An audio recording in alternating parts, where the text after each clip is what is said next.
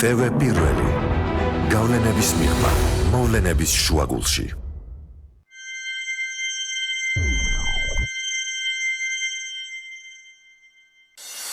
გადაცემის სპონსორია Nova.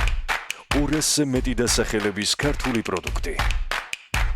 მადლობა, რომ ირჩევთ ქართულს.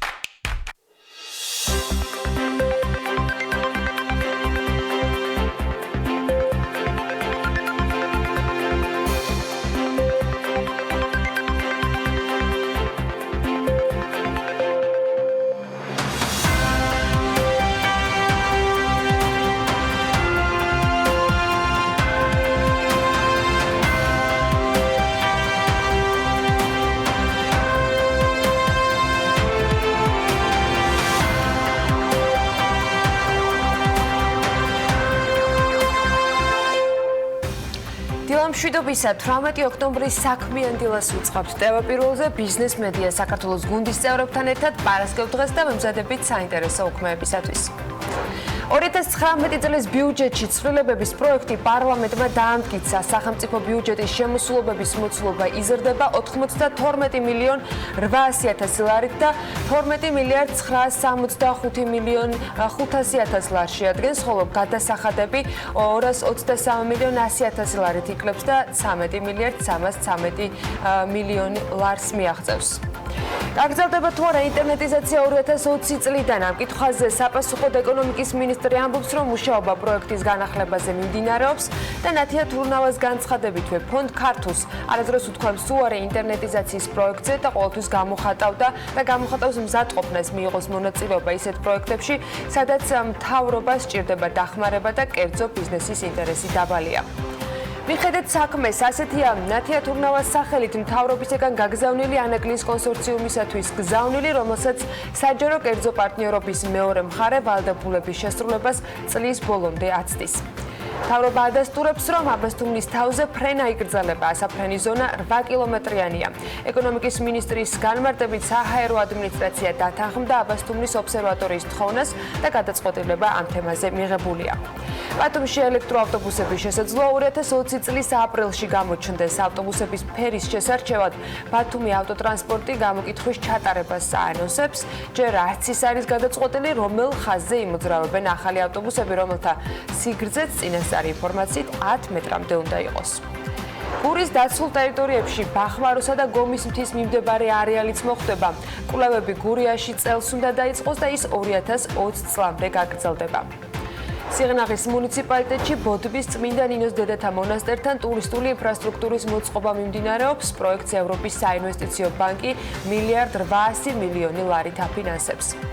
ქვემო სიმონეთის თერმულ-მინერალური წყლის საბადოზე ლიცენზია გაიცემა. წიაღის ეროვნული სააგენტო ამ დროისთვის საბადოთი დაინტერესებული პოტენციური მოპოვებლებისაგან საინვესტიციო წინადადებას ელოდება. კულტურის განვითარების ფონდს გრანტების გაცემის უფლება ოფიციალურად მიენიჭა. Made in Georgia ევროკავშირისა და FAO-ს მხარდაჭერით ადგილობრივი ფერმერის მოყვანილი ტკბილი სიმინდი უკვე გაყიდვაში აქვს ქსელურ მაღაზიებში. აეროპორტში მგზავრებს ბენე ექსკლუზივის ტაქსები მოემსახურება ახალი ჰიბრიდული ელექტრომანქანებით. ფასი კი 30-დან 40 ლარამდე იქნება. ლონდონმა და ბრიუსელმა ბრექსიტზე ახალ შეთანხმებას მიაღწიეს. ევროკომისიის პრეზიდენტმა ჟან-კლოდ იუნკერმა ტვიტერზე დაწერა, რომ სადაც სურვილია, იქ არის შეთანხმებაც. ამ ინფორმაციას ადასტურებს ბრიტანეთის პრემიერ-მინისტრიც. თურქეთის მიერ სირიაში განხორციელებული სამხედრო შეტევის შემდეგ თურქი მეწარმეები მათი ქვეყნის ეკონომიკისათვის მოსაოდნელ საფრთხეებზე საუბრობენ.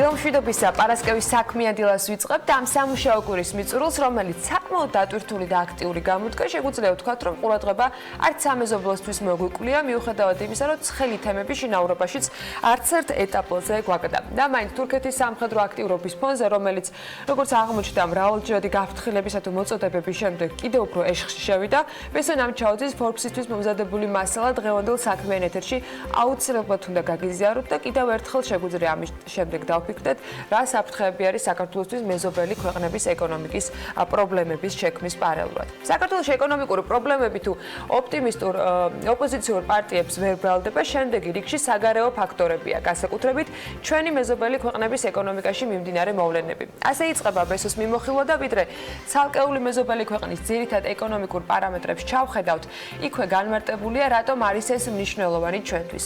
ჩვენი მეზობელი ქვეყნების დადებითი დინამიკა საქართველოს ეკონომიკის განვითარებას ხელს უწყობს. ამის მიზეზი ის არის, რომ საქართველოს საკმაოდ ღია ეკონომიკა აქვს და მათ შორის მეზობელ ქვეყნებთან მნიშვნელოვნად არის დაკავშირებული ვაჭრობით, ტურიზმით, ტრანზიტებით, ენერგეტიკით, ფულადი გზავნილებითა და ინვესტიციებით.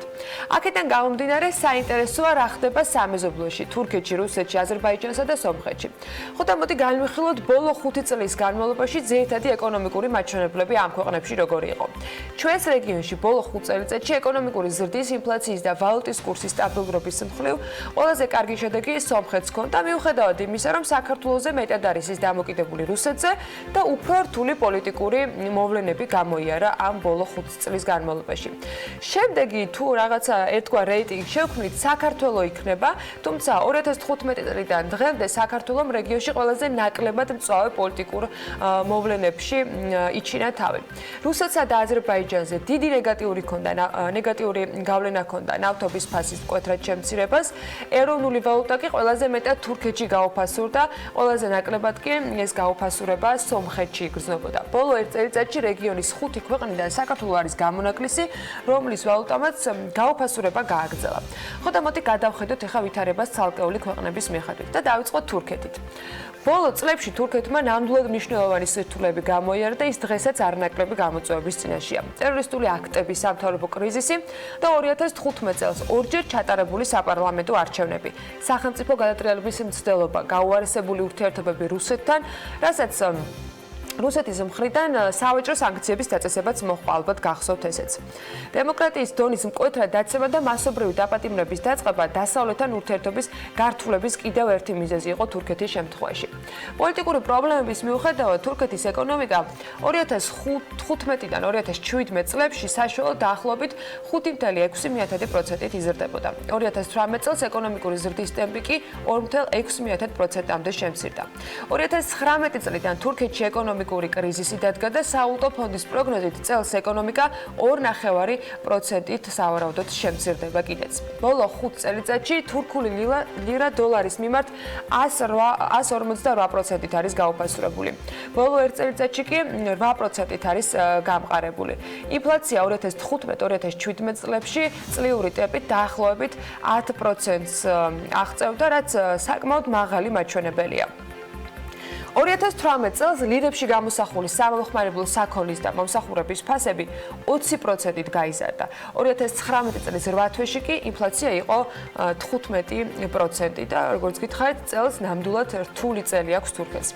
ბოლო წლებში უმუშევრობის დონე თურქეთში იყო დაახლოებით 10.7% და 2019 წლის ბოლომდე სავარაუდოდ ის კიდევ გაიზრდება და დაახლოებით 12.7% გახდება.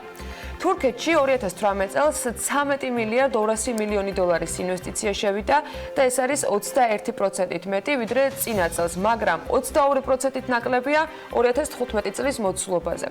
2019 წლის 6 თვეში 2018 წლის 6 თვესთან შედარებით ინვესტიციები 6.3%-ით გაიზარდა. ნავთობისა და გაზის ინდუსტრიაზე უნდა გადავიდეთ, რომელიც აზერბაიჯანისთვის ძალიან მნიშვნელოვანი შემადგენელი და სწორედ აზერბაიჯანზე მოგიყვებით ახლა. ნავთობისა და გაზის ინდუსტრია აქ ეკონომიკის 50%-ს იკავებს, ხოლო ნავთობპროდუქტების და გაზის ექსპორტი მთლიანი ექსპორტის დაახლოებით არის 85%. შესაბამისად, 2014 წლის ბოლოდან ნავთობის ფასის განახევრებამ აზერბაიჯანი მნიშვნელოვნად დააზარალა. ასევე 2016 წლის აპრილში საომარი მოქმედებები განახლდა აზერბაიჯანსა და სომხეთს შორის. 94 წლის შემდეგ ეს ყველაზე ფართომასშტაბიანი შეტაკება იყო, სადაც ორივე მხრიდან 200-ზე მეტი ადამიანი დაიღუპა. აზერბაიჯანის ეკონომიკა 2015-ში 1%-ით გაიზარდა, რასაც 2016 წელს მოყვა 3.1%-იანი რეცესია. 2017 წელს უკაცრავად ეკონომიკური ზრდა იყო 0-თან ახლოს და 2018 წელს 1.3%-ით ზრდა დაფიქსირდა. წლევანდელ წელს რაც შეეხება აზერბაიჯანში ეკონომიკის წელს 3.4%-იანი ზრდა არის პროგნოზირებული სავალუტო ფონდის მონაცემებს თუ დავეყრდნობით. ნავთობისა და გაზის ექსპორტიდან შემცირებულმა სავალუტო ნაკადებმა კი აზერბაიჯანული მანათის მკვეთრი გაუფასურება გამოიწვია. 2015 წლის თებერვლამდე აზერბაიჯანს ფაქტობრივად მანათის დოლარის მიმართ ფიქსირებული კურსი ჰქონდა და 1 დოლარი ღირდა დაახლოებით 0.78 მიესედი მანათი. მიუხედავად იმისა, რომ მანათის კურსის გაუფასურების შესაჩერებლად აზერბაიჯანის ცენტრალური ბანკის რეზერვებიდან დაახლოებით 10 მილიარდი დოლარი დაიხარჯა და სულ ჰქონდა 15 მილიარდამდე რეზერვი, ანუ დაახლოებით 2/3 დახარჯეს. 2016 წლის ბოლოსთვის მანათი 131%-ით გაუფასურდა და 1 დოლარი ღირდა 1 მანათი და 80 მიასედი. ბოლო 5 წელიწადში მანათი დოლარის მიმართ არის 118%-ით გაუფასურებული. ბოლო 1 წელიწადში მანათის კურსი ფაქტობრივად არ შეცვლილა და 1 დოლარი ღირს 1 მანათი და 70 მიასედი. 2015-2017 წლებში აზერბაიჯანში ძალიან მაღალი იყო ინფლაცია, წელიწადში საშუალოდ 11%-მდე. 2018-2019 წლებში კი საშუალო წლიური ინფლაცია იყო 2.4%. ამ კრიზისების ფონზე უმუშევრობის დონე მხოლოდ უმნიშვნელოდ გაიზარდა და ბოლო 5 წელია ის დაახლოებით 5%-იან ნიშნულზეა. 2018-ში აზერბაიჯანში 4 მილიარდ 100 მილიონი დოლარის ინვესტიცია დაფიქსირდა, რაც არის 28%-ით ნაკლები წინა წლის მაჩვენებელზე, ანუ 2017 წელზე და 2019 წლის პირველ კვარტალში 2018 წლის პირველ კვარტალთან შედარებით 21%-ით ინვესტიციები შემცირდა. ახლა რაც შეეხება სომხეთს. სომხეთს საკმაოდ მცირე ეკონომიკა აქვს, რომელიც მნიშვნელოვნად არის დამოკიდებული უცხოურ ინვესტიციებზე, საზღვარგარეთიდან ფულადი გზავნილებისა და სესხების მოცულობებზე. 2015 წლიდან სომხეთი ევრაზიული კავშირის წევრი გახდა და შესაბამისად მისი ეკონომიკის რუსეთზე დამოკიდებულება კიდევ უფრო გაიზარდა. 2018 წლის გაზაფხულზე სომხეთში ხელისუფლება რევოლუციის გზით შეიცვალა. ამავე წელს სხვათა შორის ეკონომიკა 3.3%-ით გაიზარდა. 2016-ში კი რუსეთის კრიზისის გამო ზრდის ტემპი იყო 0.3%-მდე შემცირებული. 2017 წლიდან სომხეთის რეგიონში ყველაზე მაღალი ეკონომიკური ზრდის ტემპი ფიქსირდება. 2017-ში იყო 7.9%, 2018-ში 5.6% და 2019 წლის პირველ ნახევარში ეკონომიკური ზრდა 7%-ს აღწევს, თუმცა სავალუტო ფონდი მაინც აღნიშნავს, რომ წლიური პროგნოზი დაახლოებით უნდა იყოს 4.6% ეკონომიკური ზრდა.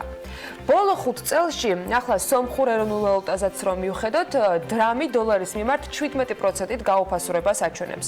ბოლო 1 წელში კი დაახლოებით 1.2%-ით არის გამყარებული. 2015-2016 წლებში სომხეთში დეფლაცია იყო, ფასები 1.2%-ით შემცირდა, 2017-2018 წლებში კი საშუალო წლიური ინფლაცია საკმაოდ დაბალი 2.3% დაფიქსირდა. 2019 წლის აგვისტოში კი წლიურმა ინფლაციამ შეადგინა 0.6%. სომხეთი მაღალი უმუშევრობის დონით გამოირჩევა და არც ბოლო წლები არის ამ შემთხვევაში გამონაკლისი მის პორტფოლიოში. 2016 წელს უმუშევრობის დონე იყო 20.2%. მომდევნო წლებიდან კლება დაიწყო და 2019-ისათვის 18%-მდე შემცირება არის პროგნოზირებული. უცხოური ინვესტიციების ნაწილს რაც შეეხება, სომხეთი არ გამოირჩევა განსაკუთრებულად FDI-ით. 2018 წელს სულ 254 მილიონი დოლარის ინვესტიცია შევიდა ამ ქვეყანაში, რაც 4 მილიონი დოლარით მეტია 2017 წლის მაჩვენებელზე. 2019 წლის კვარტლების მაჩვენებლები უბრალოდ ჯერჯერობით არ იძებნება. და რუსეთი, სადაც ეკონომიკაში განსაკუთრებული პრობლემები 2014 წლიდან დაიწყო. რაც ნავთობის ფასის კლებამ და უკრაინის ტერიტორიების ანექსიის გამო დასავლეთის ქვეყნების მიერ დაწესებულმა სანქციებმა განაპირობა, რომელთა ნაწილი დღეს მოქმედებს და უფრო მეტად არის გამკაცრებული კიდეც, ვიდრე ეს მაგალითად 3 წლის წინ იყო. რუსეთის ექსპორტის 60%-მდე ნავთობისა და გაზის ექსპორტზე მოდის. ასევე ფედერალური ბიუჯეტის შემოსავლების 50%-ს ნავთობისა და გაზის სექტორიდან მიღებული შემოსავლები შეადგენს. რუსეთისათვის ყველაზე რთული იყო 2015 წელი, როცა ეკონომიკა 2.5%-ით შემცირდა. 2016 წლიდან კი ქვეყნის ეკონომიკამ დაიწყო ზრდა და 2016-2018 წლებში საშუალოდ 1.4%-ით იზრდებოდა. სავალუტო ფონდი აღნიშნავს, რომ წელს მოსაოდნელია, რომ რუსეთში ეკონომიკა 1,2%-იან ზრდას აჩვენებს. ჯამში ბოლო 5 წელიწადში რუსული რუბლი დოლარის მიმართ არის 68%-ით გაუფასურებული, ბოლო 1 წელიწადში კი 4%-ით გამყარებული. აი რაც შეეხება ინფლაციას, 2015 წელს რუსეთში 13%-იანი ინფლაცია დაფიქსირდა, 2016-2018 წლებში კი საშუალო ინფლაცია იყო 4%-იანი. 8 თვეში, წლევანდელი წლის 8 თვეში ინფლაცია 4,3%-ს შეადგენს და წლის ბოლომდე სავარაუდოდ ის 5%-ს მიაღწევს. უმუშევრობის ნაწილს რაც შეეხება 2015 წელს რუსეთში უმუშევრობა 5,6%-მდე გაიზარდა. შემდეგ წლებში იყო კლების ტენდენცია და 2018 წელს 4,8%-ი შეადგინა. 2019-ისათვის კი ეს მაჩვენებელი პროგნოზირებული არის 4,8%-ზე. წელს რუსეთში 2018 წელს რუსეთში 9 მილიარდი დოლარის ინვესტიცია შევიდა და ეს არის 69%-იანი კლება 2019 წლის მაჩვენებელზე, მაგრამ თუ 2015 შევატარებთ, მაშინ აღმოჩნდება, რომ 28%-იანი მატება არის FDI-ის ამ ნაწილში. 2019 წლის პირველ კვარტალში 2018 წლის პირველ კვარტალთან შედარებით 31%-ით გაიზარდა ინვესტიციები და ჯამში 10 მილიარდი დოლარი შეადგინა, რაც 2018-ის მთელ წლიურ მოცულობას აჭარბებს. რუსეთს რაც შეეხება ახლა საქართველოსთან მისი კავშირებით უნდა გავაგრძელოთ საქმე ინდილის ეთერი. სამხრივი გადაწყვეტილებით გახსოვთ ალბათ გაუქმებული ავიამიმოსვლიდან სულ რაღაც 6 თვეა გასული და დაიწყო საუბარი აქტიურად, რომ რამდენიმე კვირაში ფრენები საქართველოსთან შესაძლო აღდგეს. ამაზე პირველი სიგნალები ჯერ კიდევ გაეროს ყოველწლიური კონფერენციის პარალელურად ორი ქვეყნის საგარეო საქმეთა მინისტრების შეხვედრამდე და შეხვედრის შემდეგაც იყო მედიასთან კომუნიკაციისას. რუსული მხარე პოზას მაინც ინარჩუნებს და სხვადასხვა არგუმენტებს იშველიებს საიმისოდ, რომ საკუთარივე გადაწყვეტილება შეცვალოს. მათ შორის წინაპირობად საქართველოს პრეზიდენტის ბოდიშის მოთხოვნაც იყო დასახელებული. ამასობაში, როგორც რუსული მედია საშუალებები წერდნენ, რუსეთის საჰაერო ტრანსპორტის ფედერალური სააგენტოს 16 ოქტომბრის გადაწყვეტილებით ავიაკომპანია S7 მოსკოვიდან ქუთაისის აეროპორტში ფრენების განხორციელების უფლება მიეცა. ოფიციალური დოკუმენტის მიხედვით რუსულ ავიაკომპანიას ქუთაისის მიმართულებით კვირაში 7 რეისის შესრულების შესაძლებლობა ექნება. რუსეთის საჰაერო ტრანსპორტის ფედერალურ სააგენტოში კი განმარტეს, თუ რატომ მისცეს ავიაკომპანია S7 ქუთაისის მიმართულებით ფრენის განხორციელების უფლება, მიუხედავად იმისა, რომ ავიამიმოსვლა საქართველოსთან რუსეთს შეწყვეტილი აქვს. როგორც რუსულ მედია სააგენტოებს წარმომადგენელმა უთხრა, ავიაკომპანია იღებს ან იხანგრძლივებს ფრენების უფლებას, რაც საქართველოსთან ავიამიმოსვლის აღდგენის შემთხვევაში რეისების განხორციელების დაწყების საშუალებას მისცემს, მაგრამ ეს არ ნიშნავს, რომ მაინც და მაინც ხვალ უკვე ფრენა შესრულდება.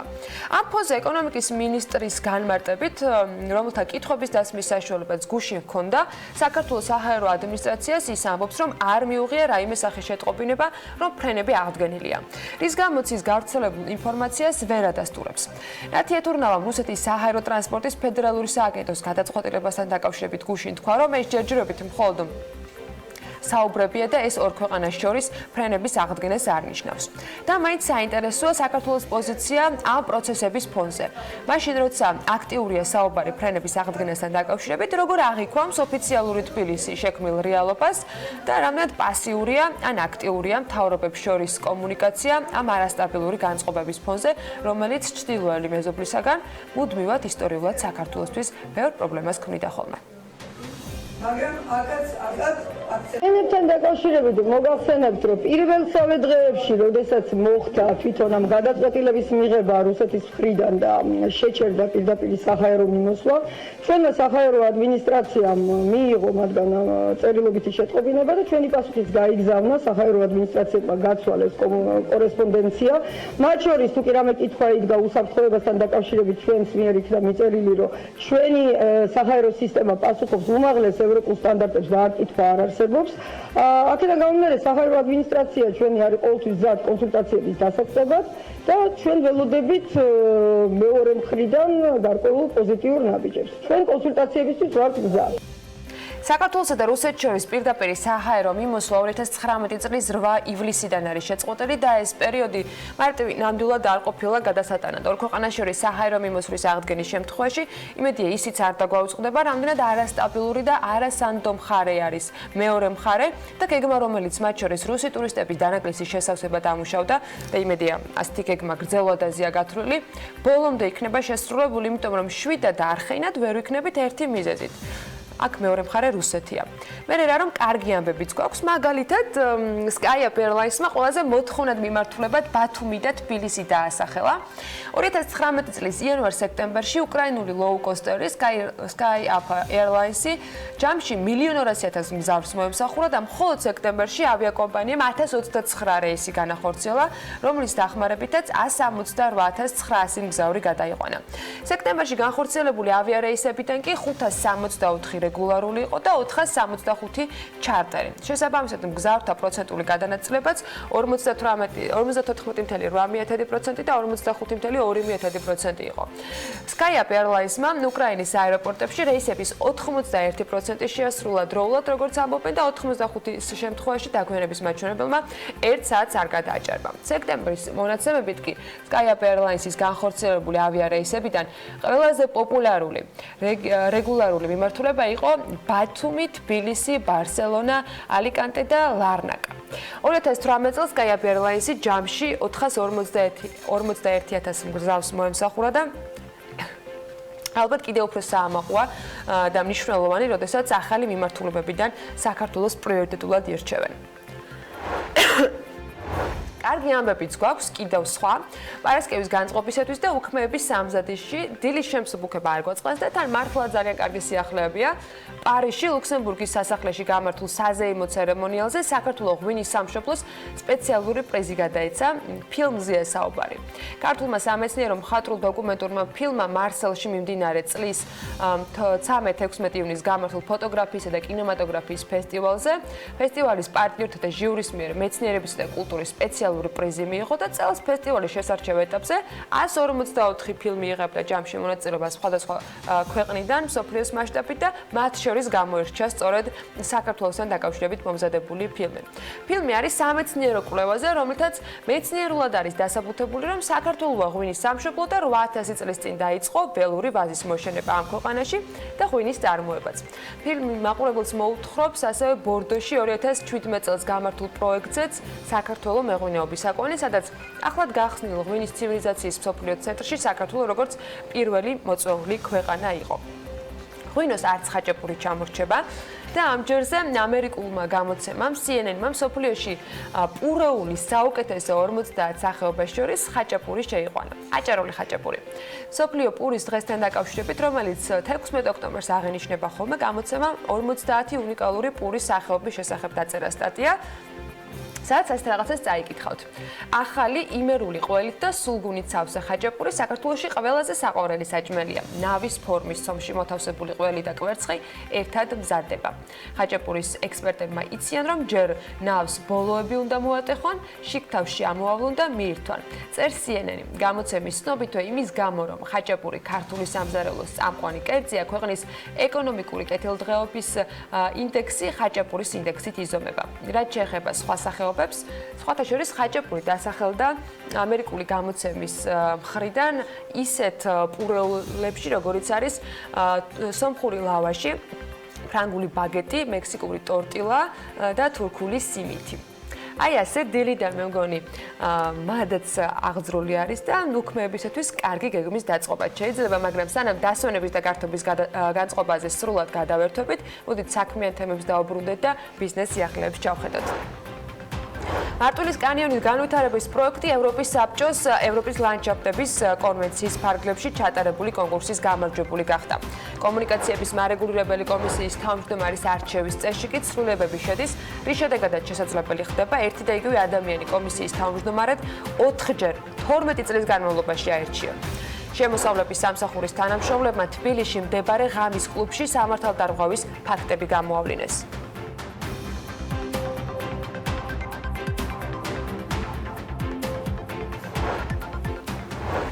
ვიდრე ჩვენებურ ამბებს მოგიყვებით, მარკეტინგული კვლევის კომპანია Intrem ბრენდის კვლევის შედეგად შედგენილი რეიტინგი უნდა გაგაცნოთ, რომლის მთავარი კრიტერიუმიც ბრენდის ღირებულება იყო. სიის ლიდერი კომპანია Apple-ია. ამერიკული ბრენდის ღირებულება 9%-ით გაიზარდა და თითქმის 234 მილიარდი დოლარი შეადგინა. მეორე ადგილს ამ კვლევით Google იკავებს, ამ კომპანიის ღირებულება 8%-ით არის გაზრდილი და 167 მილიარდ 600 მილიონ დოლარამდეა გაზრდილი. მესამე ადგილს კი 125 მილიარდ 300 მილიონი დოლარით Amazon-ი დასჯერდა.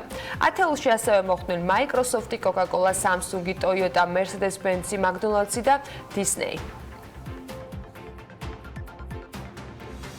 და სიახლეებით საქართველოდან იყიდება თუ არა თელასი. ამ კითხვაზე ეკონომიკის მინისტრმა გუშინ თქვა, რომ ინფორმაცია მედიისაგან მიიღო და რაიმე სახის წინადადებით მათთვის არავის მიუმართავს.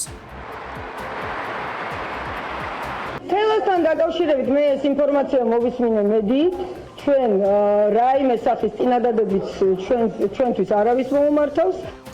ეკონომიკისა და მდგრადი განვითარების მინისტრმა აბასთუმნის ობსერვატორიის გარშემო სახაერო მიმოსვლის შეზღუდვის შესახებაც ისაუბრა გუშინ. მთავრობა ადასტურებს, რომ აბასთუმნის თავზე საფრენ არეალში ცვლილებაა და განმარტავენ, რომ საერთაშორისო საჰაერო მარშრუტები არ იცვლება, ანუ ქვეყანა ფულს არ კარგავს. აქ არ არის საუბარი არანაირი საერთაშორისო საჰაერო მარშრუტებზე. და იმდაგვარად, რომ ასე ვთქვათ, დროებითი შეზღუდვის 8 კილომეტრიანი არეალი დაწესებულიყო, თან იმდაგვარად, რომ არც ერთი თეთრი არ იკარგება ამით და არანაირი ზარალი არ ადგება სახელმწიფოს. არც ერთი საერთაშორისო მარშრუტი არ გადის საქართველოს ფრენების არეალიდან. რასაკვირველია, ჩვენ ამას დაუჭირეთ ხარი. საქართველოს პურის მრეწველთა კავშირის ხელმძღვანელმა მალხაზ დოლიძემ თქვა, რომ წელს პურის ფასი 10 თეთრის ფარგლებშია გაზრდილი, თუმცა ამ ეტაპზე ფასის დამატებით ზრდა მოსალოდნელი არ არის. როგორც მალხაზ დოლიძე ამბობს, გაზრდილია დამხმარე მასალების ფასები, რაც პურის საბოლოო ღირებულებაზე აისახება. პრობლემებია დისტრიბუციებში, მაღაზიებში, кэшბექს და სხვადასხვა სახის თანხებს ითხოვენ, რა თქმა უნდა, იმოქმედა ლარის კურსმაც. დამხმარე მასალებს ყიდულობთ და ყველაფერი გაძვირებულია, განმარტავს დოლიძე და აღნიშნავს, რომ ჯერჯერობით ფქვილის ფასი სტაბილურია და პურის გაძვირება მოსალოდნელი არ არის. საქართველოში ხორბლის ფქვილი უკვე გაძვირდა და უახლოეს პერიოდში ფასების დამატებითი ზრდა მოსალოდნელი აღარ არის. ეს განმარტება საქართველოს ხორბლისა და ფქვილის მწარმოებელთა ასოციაციის ხელმძღვანელმა გააკეთა წლის შეჯამებისას. ლევან სილაგავას თქმით, საქართველოში ხორბლის დაახლოებით 90%-ია იმპორტირებული, ადგილობრივი წარმოება კი მხოლოდ 10% შეადგენს, რაც საკმარისად მცირეა და არ იძლევა შიდა რისკების გადაზღვევის საშუალება. შესაბამისად, საქართველოში პურის და ხორბლის ფასი დამოკიდებული არის საერთაშორისო ბაზრებზე არსებულ ფასზე. თვალისწინებელია ნედლეულის ასევე ტრანსპორტირების ფასი, რომელიც ლარის კურსია მიბმული. სტატისტიკის ეროვნული სამსახურის ინფორმაციით აქვე გეტყვით, რომ 2019 წლის სექტემბერში წინა წლის შესაბამის პერიოდთან შედარებით პური და პურპროდუქტები 10,8% არის გაძვირებული. შინაგან საქმეთა სამინისტრო 270 ავტომობილის შეძენას გეგმავს, რისთვისაც ჯამურად 19,674,750 ლარია გამოყოფილი. შესაბამისად, კონსოლიდირებული ტენდერები უკვე გამოცხადებულია. ამ თანხიდან 9,485,280 ლარად იგეგმება 120 ერთეული ოპერატიული დანიშნულების სპეციალიზებული ტიპის პიკაპის შეძენა. მოთხოვნებში მითითებულია, რომ 120 მანქანა უნდა იყოს თეთრი ფერის, გამოშვებული არ უადრეს 2019 წლისა და თითოეულის გარბენი არ უნდა იყოს 200 კილომეტრზე მეტი. ტენდერი 23 ოქტომბერს დასრულდება და მოგვიანებით გამოვლინდება გამარჯვებული კომპანია. თბილისის მერიაში უარყოფენ ინფორმაციას, რომ დაშლილი გადასასვლელი ხიდების ახლიდან დამონტაჟება იგეგმება. დედაქალაქის მთავრობა კონტრაქტორი კომპანიის მეშვეობით ლითონის საფეხმავლო ხიდების დემონტაჟს ახორციელებს რამდენიმე თვეა. მერიის ინფორმაციით სულ დაგეგმილი არის 19 ხიდის დემონტაჟი, ამ დროისათვის კი დაშლილი და დასაწყობებულია 9 ხიდი. წელსვე დასრულდება დარჩენილი 10 ხიდის დემონტაჟი. დაშლილი ხიდები დასაწყობებულია თბილისის მერიის საწყობში, განმარტავენ დედაქალაქის მთავრობაში და რომ მათი აღდგენა არ იგეგმება. მომავალში საჭიროების დადგომის შემთხვევაში თბილისის ქუჩებში მხოლოდ და მხოლოდ თანამედროვე ტიპის გადასასვლელი ხიდები გაკეთდება, განმარტავენ თბილისის მთავრობაში. ნაძალადევის რაიონში ცოტნე დადიანის ქუჩაზე სკეით პარკის მოწყობაა დაანონსებული. მოდნის მოწყობის სამუშაოების საპროექტო დოკუმენტაციის შედგენის მომსახურების შესყიდვის მიზნით კი ტენდერი მეორედ გამოცხადდა. შესყიდვის სავარაუდო ღირებულება 15,000 ლარში ადგეს. სკეით პარკის მოწყობის მიზნით წინა ტენდერი 2019 წლის ივნისში იყო გამოცხადებული, თუმცა მაშინ ეს ტენდერი ვერ შედგა.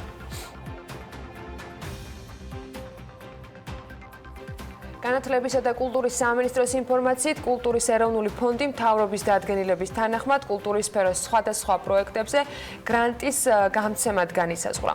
უწყების ინფორმაციით, სამინისტრო ახორციელებს მასშტაბურ კომპლექსურ რეფორმას და სისტემურ ცვლილებებს კულტურის სფეროში, რაც ევროკავშირის რეკომენდაციებს ეფუძნება და საქართველოს საჭიროებებზეა მორგებული. უწყება განმარტავს, რომ რეფორმის ფარგლებში საჯარო დაფინანსების იდეალურ მოდელთან კულტურის ეროვნული ფონდის შექმნა გადაწყდა, რაც ხელს უწყობს სახელმწიფო ბიუჯეტიდან კულტურის განვითარებისათვის გამოყოფილი სახსრების დემოკრატიულად და გამჭვირვალედ განაწილებას, ეფექტიანად ადმინისტრირებას და მონიტორინგს. შესაბამისად უზრუნველყოფს კულტურის თანასწორ ხელმისაწვდომობას საზოგადოების ყველა წევრისათვის, განსაკუთრებით რეგიონების მაღალმთიანი სოფლების, საზღვრისპირა მუნიციპალიტეტების, საქართველოს ოკუპირებული ტერიტორიებისა და გამყოფი ხაზის მიმდებარედ მცხოვრები მოსახლეობისათვის სპეციალური საჭიროების და შეზღუდული შესაძლებლობების მქონე პირთათვის და ახალგაზრდებისა და ქართული დიასპორის წარმომადგენლებისათვის.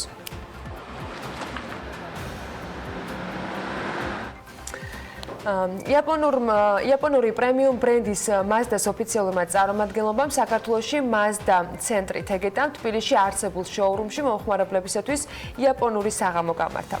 სტუმრებმა Mazda შოურუმის ნაცვლად იაპონიის ქუჩებში იმოგზაურეს, სადაც ძალიან ბევრი სასიამოვნო სიურპრიზი და საჩუქარი დახვდათ. ამ ქუჩებში ახლა ნინი ლონგურაშვილმა უნდა გვამოგზაუროს ჩვენ საქმე ინდილის ეთერში.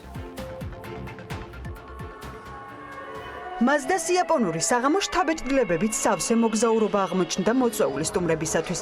Mazda-ს ცენტრი თეგეტამ შეძლო და მომხმარებლები ერთ საღამოს იაპონურ ქუჩებში ასეირნა. გარდა იაპონური შთაბეჭდილებებისა, სტუმრებს ბევრი სასიამოვნო სიურპრიზი და საჩუქარი დახვდათ. ბრენდი Mazda, რომელიც თითქმის ასწლოვან ისტორიას ითვლის, გამოირჩევა განსაკუთრებული ხარისხით, ასევე ელეგანტურობით და დახვეწილობით. ასევე ხაზი მინდა გაუსვა იმას, რომ Mazda-მ გამოიგონა ახალი ტექნოლოგია Sky Active, რომელიც გულისხმობს საწვავის ეკონომიას, ეკოლოგიურობას და მეტს იმძლავრეს. პირველი თვალშისაცემი შოურუმის ინტერიერი იყო, რომელიც იაპონური ქუჩის სტილში იყო წარმოდგენილი თავისი ყველა დეტალით, მათ შორის ადგილზე მომზადებული სუშით. საღამო კიდევ უფრო შთამბეჭდავი თეატარჩიას იაპონურმა პერფორმანსმა გახადა, რომელიც უშუალოდ Mazda-ს საღამოსთვის შეიქმნა. სტუმრებს შორის კი იმყოფებოდა იაპონიის ელჩი საქართველოში ტადაჰარუ უეჰარა, რომელმაც სიტყვით მიმართა შეკრებილ საზოგადოებას საქართველოსა და იაპონიის ურთიერთობების შესახებ. იაპონური ბრენდი Mazda ელეგანტური და დახვეწილი დიზაინით გამოირჩევა, რომლის შესაბამისი საღამოც შექმნა კომპანიამ. არაჩვეულებრივი ბრენდია, ძალიან კომფორტული, ძალიან მოხერხებული. დღევანდელ საღამოზე რა შემიძლია ვთქვა, აღფრთოვანებული ვარ, თან თავარი პრიზის მფლობელი გავხდი. ძალიან დიდი მადლობა Mazda-ს. 7 წლის განმავლობაში სამჯერ მაქვს ნაყიდი Mazda და სარავთავარე 3-ვე ყავს ოჯახში. და ძალიან მაგარი მანქანა, იმ თვალსაზრისით, რომ არის ძალიან გამძლე, ძალიან ლამაზია, ეკონომიურია და ძალიან მართვადი არის, მანევრირებადი. Mazda-ს როგორც მსოფლიო ბრენდის ერთ-ერთ ძლიერ მხარეს Sky Active-ის ძრავა წარმოადგენს, რომლის მეშვეობით Mazda-მ შეძლო ჰიბრიდული ძრავის გარეშე გაეწია კონკურენცია ბაზარზე არსებული ჰიბრიდული ავტომობილებისათვის, რაც იმას ნიშნავს, რომ ავტომობილი უნდა იყოს ერთდროულად ეკონომიური და მძლავრი. ის ამავდროულად გაძლევთ საშუალებას იზრუნოთ გარემოზე, იყოთ თანამედროვე და მართოთ ავტომობილი კომფორტულად. Mazda-ს ინოვაციურმა ძრავამ დიდი გამოხმაურება და დაინტერესება გამოიწვია იაპონურ საღამოზე მისულ სტუმრებში. ასე Mazda თუ Mazda-ს გარეშე ნებისმიერ შემთხვევაში საქმე და საინტერესო პარასკევი უნდა მოვიწყოთ, მაგრამ გიცნობთ რომ ეს Mazda-ი იყოს, რა თქმა უნდა, და ამ საინტერესო საქმეა პარასკევს სჭირდება შესაბამისი განწყობაც, რომელსაც ხშირად ამინდის პროგნოზი განაპირობებს ხოლმე. ხო და მოდი ამინდის პროგნოზს გადავხედოთ, როგორი დღე გველოდება მთელი საქართველოს მასშტაბით და ჩვეულად ინფორმაცია გარემოს ეროვნულმა სააგენტომ მოგვაწოდა, რომელიც აღნიშნავს, რომ ამინდი განპირობებული იქნება ამიერკავკასიის ჩრდილო-აღმოსავლეთიდან მოქმედი ცივი ჰაერის მასების და სამხრეთიდან შემოქმედი თბილი ჰაერის მასების ურთიერთქმედებით. მოსალოდნელია დრო გამოშვებით ღრუბლიანობის მომატება, თუმცა უმეტესად უნალექოდ ჩაევლის დღე. იქრულებს აღმოსავლეთის მიმართულების ქარი. და ამ ყველაფრის ფონზე 18 ოქტომბერსაც საქართველოში თითქმის ყველა ქალაქში საკმაოდ მაღალი ტემპერატურა დაფიქსირდება. როგორ იქნება თბილი ამინდების ფონზე ტემპერატურა ყველა ქალაქში მთელი ქვეყნის მასშტაბით გრაფიკზე დაინახავთ. შემდეგ უკვე წინ გელოდებათ ფრენების განტრიკი და პატარა სარეკლამო პაუზის შემდეგ სტუმრებთან ერთად გიბრუნდებით.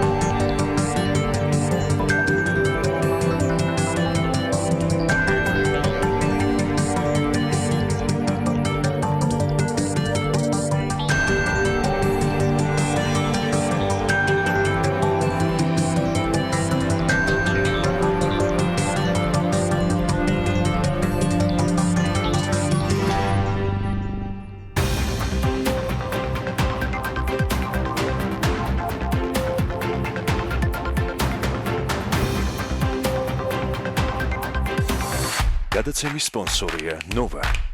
ურესზე მეტი დასახელების ქართული პროდუქტი. მადლობა, რომ ირჩევთ ქართულს.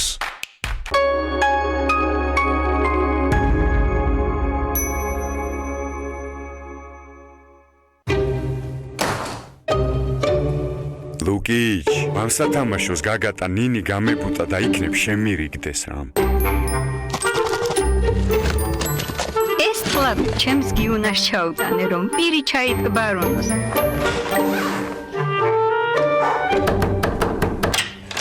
ლუკაშვილო, ნაირა იყო მოსული მაღაზიის გამყიდველი. მისი დიშვილი. გავხსნით ლუკას. თქვენ სამანათებს ჩვენ წავიღებთ ნებისმიერი მიმართულებით. გასტროტეკი. ხორეკა სახჭურვილობა. ყველაფერი პროფესიონალური სამზარეულოსთვის. გასტროტეკი. თბილისი, წერეთლის 66. თანაბარის სითბო ოთახებში, ცხელი წყალი აბაზანასა და სამზარეულოში. ბოშის გათბობის და ცხელი წყლის ქვაბი გამოირჩევა ეკონომიურობით და ექსპლუატაციის ხანგრძლივი ვადით. ქებული კლიმატი, ჩვენ ვქმნით ამინს. დავიკავშირდით 202 22 22. გჭირდება სახურავი. გინდა იყო დაცული ნებისმიერ ამინდში. მონტერეი ლუქსის მეტალოკრამიტის სახურავები, უმაღლესი ხარისხი და საუკეთესო მომსახურება. ენდე ლიდერებს. გადახურე და დაივიწყე პრობლემები. მონტერეი ლუქსი. კაიროს ქუჩა 42. მონტერეი ახლა უკვე ქუთაისშიც. შეიძინეთ VIP აპარტამენტები Dark Tower-ის ყველაზე მასშტაბურ პროექტში, ბათუმში, ზღვის პანორამული ხედით და გამორჩეული არქიტექტურით. კომპლექსის მმართველობაში შემოდის საერთაშორისო ბრენდი Ramada Plaza by Windham-ის ჯგუფი. აქციეთ შეძენილი სახლის შემოსავლის წყაროდ, ან თავად იცხოვრეთ გამორჩეულად. ნებისმიერი საცხოვრებელი ბინის შეძენისას თქვენ მიიღებთ სახლის დიზაინის საჩუქრად. დაგვიკავშირდით. 3W Dar Building G. ჩვენ ყოველთვის ერთად ვიყავით, მაგრამ რაღაც შეიცვალა. აბა ახლა ნახეთ. დილით სახლის დაალაგება. დღისით შვილიშვილები. ესეკვებიც გვიანობამდე. და მე? ვოლტარენ ემუგელი 2%-იანი აღწევს ღრმად ანთებით ქსოვილებში. შეიცავს აქტიური ნივთიერების ორმაგ კონცენტრაციას, ამსუბუქებს ტკივილს და ამცირებს ანთებას დილიდან საღამომდე. დაიწყეთ დღე ქრონიკული ტკივილის გარეშე ვოლტარენ 2%-იანთან ერთად. გამოყენებისას გაეცანით ინსტრუქციას გვერდითი მოვლენების შესახებ დეტალური ინფორმაციის მისაღებად მიმართეთ ექიპს. TV პირველის ინტერნეტ პარტნიორია MyVideoG. იხილეთ გადაცემის ყველა ვიდეო MyVideo-ზე. როდესაც პაციენტი კლინიკაში კბილების მგრძნობელობის პრობლემით მოდის, ყოველთვის მიგვითითებს საცტკივა. მომატებულ მგრძნობელობის შეგრძნებას ნერვის იმპულსი იწვევს. ამ დროს კი სიცივეზე მწვავე ტკივილი წარმოიქმნება. სიტუაცია შეიძლება გაუარესდეს. ასეთ პაციენტებს აუცილებლად ვურჩევ კბილის პასტის შეცვლას. სენსოდინი ზემოქმედებს კბილის ნერვულ დაბოლოებებზე და ამცირებს მგრძნობელობას. როდესაც პოულობთ ასეთი პრობლემის გადაჭრის გზას, ცხოვრების ხარისხიც მკვეთრად უმჯობესდება. როდესაც სამგზავროდ მიეშურებით, არ დაგავიწყდეთ თან გაიყოლოთ Laystix, რადგან მასთან ერთად არ მოიწყენთ და მათი გაზიარება შეიძლება მეტხანს. ბოლო გაჩერებამდეც კი. ახალი გემრიელი Laystix, რომელიც გეყოფათ დიდხანს. ყოველი დღე უფრო გემრიელია ახალ Laystix-თან ერთად. მზად ხარ ჯანსაღი ღიმილისთვის. ახალი Colgate Totally იცავს მინანქარს, უზრუნველყოფს პირის ღრუდან უსიამოვნო სუნის განეიტრალებას და ებრძვის კბილების მომატებულ მგრძნობელობას. და შენ სრულიად მზად ხარ. ახალი Colgate Totally მოწინავე ფორმულა მთელი პირის ღრუს ჯანმრთელობისთვის.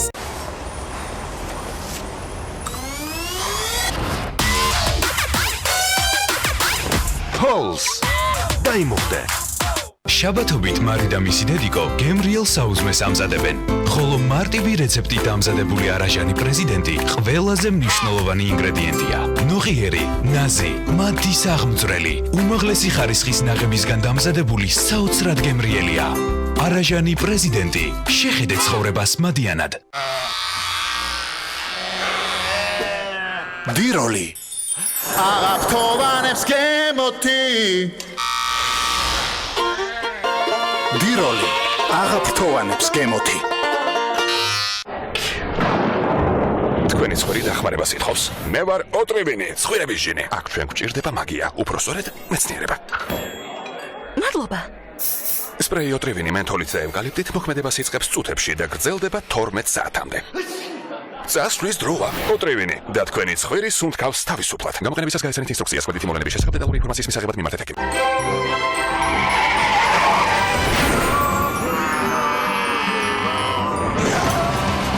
შეიძინე თეგედაში ზამთრის საბუნებები უსასრულო გარანტიით და იმგზავრე მშვიდად. თეგედა, შენთან ერთად უსაფრთხოებისთვის. დეტალები, რომელიც ერთად და ცალ-ცალკე ქმნის საერთო საქმეს. იმ ღირებულებებს, რომელსაც მოდუსის ქსელი უკვე 20 წელია ემსახურება. ვაწარმოებთ საქართველოში, ასევე მსოფლიო ბაზრიდან გაწვდით პროდუქციის მრავალფეროვან არჩევანს. ჩვენი გუნდი გემსახურებათ უმაღლესი სტანდარტებით. ჩვენთვის მნიშვნელოვანია თქვენთან ურთიერთობა. მადლობა 20 წლიანი მეგობრობისთვის.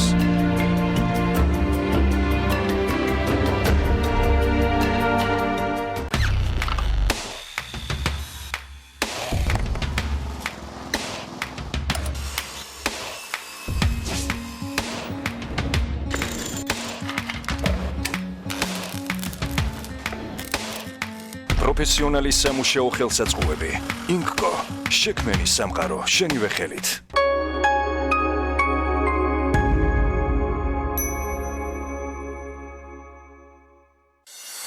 გადაცემის სპონსორია Nova. 200-ზე მეტი დასახელების ქართული პროდუქტი. მადლობა, რომ ირჩევთ ქართულს.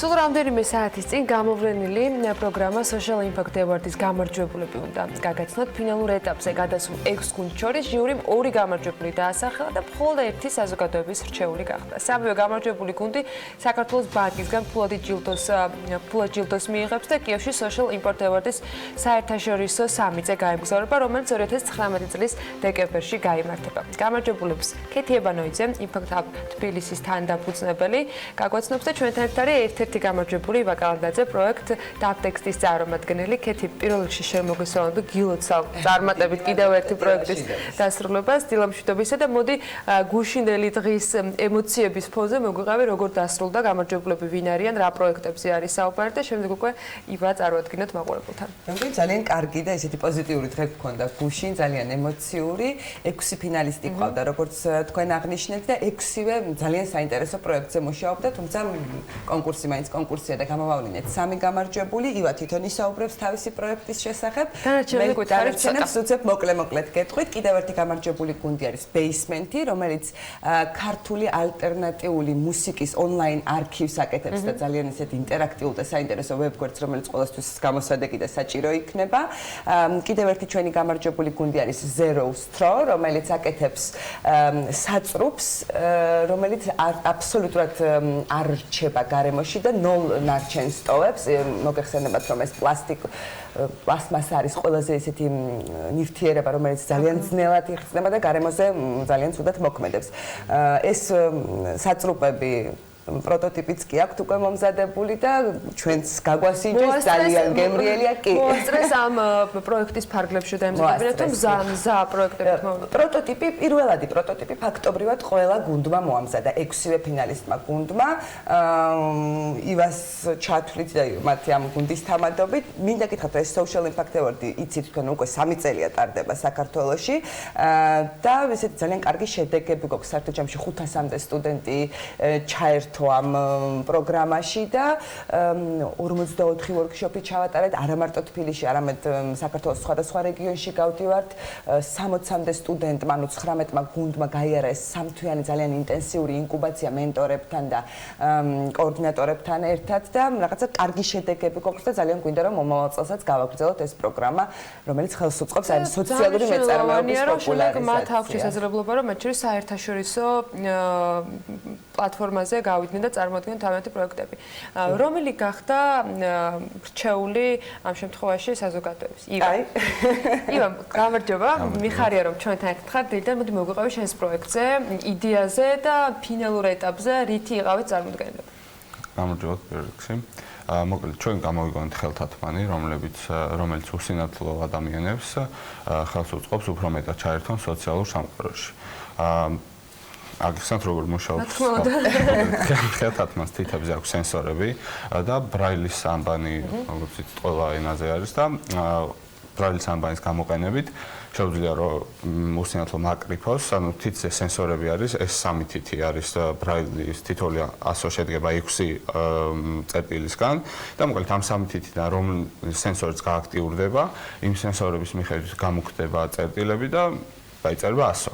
შემდგომ სხვადასხვა თითები. რეალურად ახლა ლეპტოპი, რომელსაც მე ვიყენებ და ამას არ აქვს შესაბამისად არის შრიფტი, შესაძლებელია რომ ამაზე იყოს გამოყენებული. თუ სპეციალური მოწყობილობა ჭირდება, მაგრამ ამას რომ დამატებით ეს გამოჩნდეს ეს. არა, ანუ ეს ხელთათმანი Bluetooth-ით იქნება დაკავშირებული ლეპტოპთან, ტელეფონთან, ნებისმიერ ამასთან. უბრალოდ ხელთათმანით კრებ ტექსტს და სხვა თითების მეშვეობით აგზავნე, აი მაგალითად ჩვენ პრეზენტაციაზეც გავაკეთეთ, დავწერეთ ტექსტი და გავაგზავნეთ Messenger-ში, Facebook-ზე, ჩვეულებრივად მივიდა ტექსტი, პროტოტიპი უკვე მზადყოფს. როგორ გააკეთეთ ეს პროტოტიპი? იდეა ძალიან მაგარი არის, ამას შეფასებას არ გავუკეთებ, მაყურებელს თვითონ მიხვდება, მაგრამ თქვენ საიდან გაგიჟდეთ ამის გაკეთების სურვილი და იდეა და რა პრინციპით გააკეთეთ, თქვენ როგორ გააკეთეთ ეს ყველაფერი? მოკლედ თავით ჩვენზე გეტყვით, ჩვენ ვართ გუნდი Wave-Tech-ი, შედგება 3 ადამიანისგან, მე, ნიკოლო საკანდელიძე და არჩილ შარაშენიძე. მოკლედ გვინდოდა პროექტი Social Impact Award-ამდე მქონდა რაღაც ჩონჩხი ამ პროექტის, უფრო გვინდა რაღაც გლობალური პრობლემა აღმოგვეფხვრა და რა ვისხედით და brainstorming-ის შემდეგ მივედით იქამდე, რომ არ იყვნენ დღესაც 21 საუკუნეში ამდენი ტექნოლოგია არსებობს და უსინათლოები ბოლომდე მაინც ვერ არიან ჩართულები ამ სოციალურ ქსელებში და ანუ როდესაც სხვადასხვა წარმოებელი, სხვადასხვა კომპანია მსგავს შეთავაზებას აკეთებს უსინათლოებისათვის, ეს ფაქტობრივად ეს ხელთათმანი იძლევა შესაძლებლობას, რომ ნებისმიერ ტექნიკაზე, ნებისმიერ გაჯეტზე მორგებული იყოს, არ აქვს მნიშვნელობა, ეს იქნება რომელიმე კონკრეტული ფირმის, რომელიმე კონკრეტული მოდელი თუ არა. არ აქვს მნიშვნელობა. სრულად თქვენი გაკეთებული დაწყობილია თუ დაგჭირდათ, რომ გამოგეწერათ რაღაც ნაწილები და უბრალოდ ერთმანეთთან დაგესინქრონებინათ და ამით გაკეთებინათ? ან ჯერ ნაწილები გამოწერილი გვაქვს, კი, რაღაც ну, ეგ ელექტროინჟინერული რაღაცებია. მოკლედ ჩვენი აწყობილი არის, უბრალოდ ნაწილები გვაქვს გამოწერილი უცხოეთიდან და თქვენ რა პროფესიის ხართ ამ გუნდში? ჩვენს მე ვარ ტექნიკურ მხარე მე მაბარია. ჩვენ სამივე ვართ თავისუფალი უნივერსიტეტის ელექტრო და კომპიუტერული ინჟინერიის სტუდენტები და პროფესიით სამივე ინჟინერები ვართ, მაგრამ განაწილებული გვაქვს სხვადასხვა საქმეები გუნდში. ისე როგორც ამ საქმეს სჭირდება შესაძლებლობა. აი ამ პროგრამის ფარგლებში სწორედ ეს შესაძლებლობა აქვთ ამ 3 თვის განმავლობაში, რომ რაღაცა ბიზნეს გეგმაც დაწერონ, ანუ მენტორები წავთ, რომლებიც ეხმარებიან თავშეთ ფინანსური გეგმის აწყობაში, მარკეტინგზე აქვთ დამატებითი კიდევ ტრენინგები. რაღაცა ესეთი მრავლის მომცველი სამთვიანი ინტენსიური კურსია, რომელიც აძლევს პრინციპში მათ საშუალებას თუ მოინდომებენ, რომ დაწერონ რეალური ბიზნეს გეგმები, რეალურად წარმოადგინონ უკვე პროტოტიპები, რაც პრინციპში შემიძლია ვთქვა, რომ 6-ვე გუნდის შემთხვევაში ასე მოხდა 6-ვე ფინალისტმა. მზად არიან იმისათვის, რომ გააგრძელონ მუშაობა თავიანთ იდეებზე, მიუხედავად იმისა, გახსნათ თუ არა ამ კონკრეტულ თქვათ შემთხვევაში ისინი გამარჯვებულები. ხო და ეხლა ეს მაინტერესებს, რას აპირებთ, როგორ უნდა გააგრძელოთ, რამდენად თქვათ მარტივი იქნება ეს უკვე სერიულ წარმოებაზე გადავდეს, ან რამდენიმე ისეთი დამზადდეს, რომელსაც მომხმარებელი ეყოლება, ამისთვის თქვათ რა თანხები გჭირდებათ, რა გზას მიმართავთ და ასე შემდეგ ეს გეგმებიც მინდა რომ მომოყვათ. მოკლედ პირველ რიგში რომ მაქსიმალურად შევამციროთ პროდუქტის ფასი, ანუ თვითღირებულება, საჭიროა რომ ეს ნაწილები, რასაც ვიწერთ, ჩვენ გავაკეთოთ. ამისთვის ვიყიდით ხელსაწყოებს, პირველ რიგში ეს უნდა გავაკეთოთ.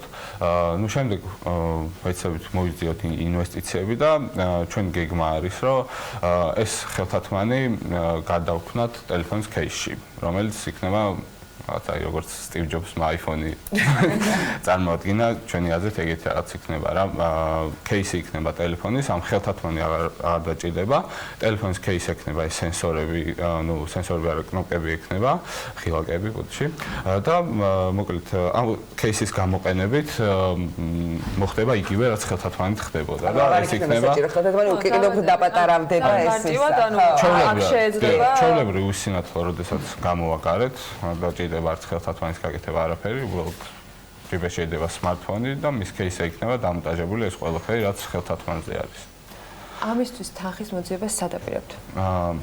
ჯერ ესე კონკრეტული ახლა დეკემბერში ექნება შესაძლებლობა, რომ კიდევ შეხვდნენ უკრაინაში გაიზიარონ უცხოელების გამოცდილება, საერთაშორისო მენტორების გამოცდილება, მათი კონსულტაციები და მე აი ჩვენს იმპაქტ ჰაბი ესე არ ვიბანთ ხოლმე ხელს, როდესაც თავდება პროგრამა და ძალიან აქტიურად ვართ ჩართულები და დავეხმარებით ყველანაირად, რომ მაქსიმალურად მივეხმაროთ ინვესტორების. უკრაინაში სამივე გამარჯვებული გუნდი გაემგზავრება. რა ხდება იქ? რა ეტაპი არის მათთვის იქ უკვე, იმიტომ რომ ეს საერთაშორისო თქვათ შეკრების ადგილი ხდება და ბევრად თქვათ მეტი ინვესტორი შეიძლება მათთვის ხელმისაწვდომი გახდეს, ბევრად მეტი ადამიანს შეიძლება ეს ინფორმაცია ხელმისაწვდომი გახდეს და შეიძლება ბევრი კარგი ამბავი გამოვიდეს აქედან ძალიან დიდი იმედი მაქვს რომ ამასაც 25-მდე ქვეყნის წარმომადგენელი იყრის თავში 25-ვე ქვეყნის გამარჯვებული გუნდი, რომელიც თავის გამოცდილებას ჩამოიტანს, თავისი ქვეყნის ინვესტიციების შესაძლებლობებს გააცნობს დანარჩენი გუნდის წევრებს, იქნებიან სხვა საერთაშორისო მენტორები, რომლებიც კიდევ უფრო მეტად დაახვეწინებენ ამ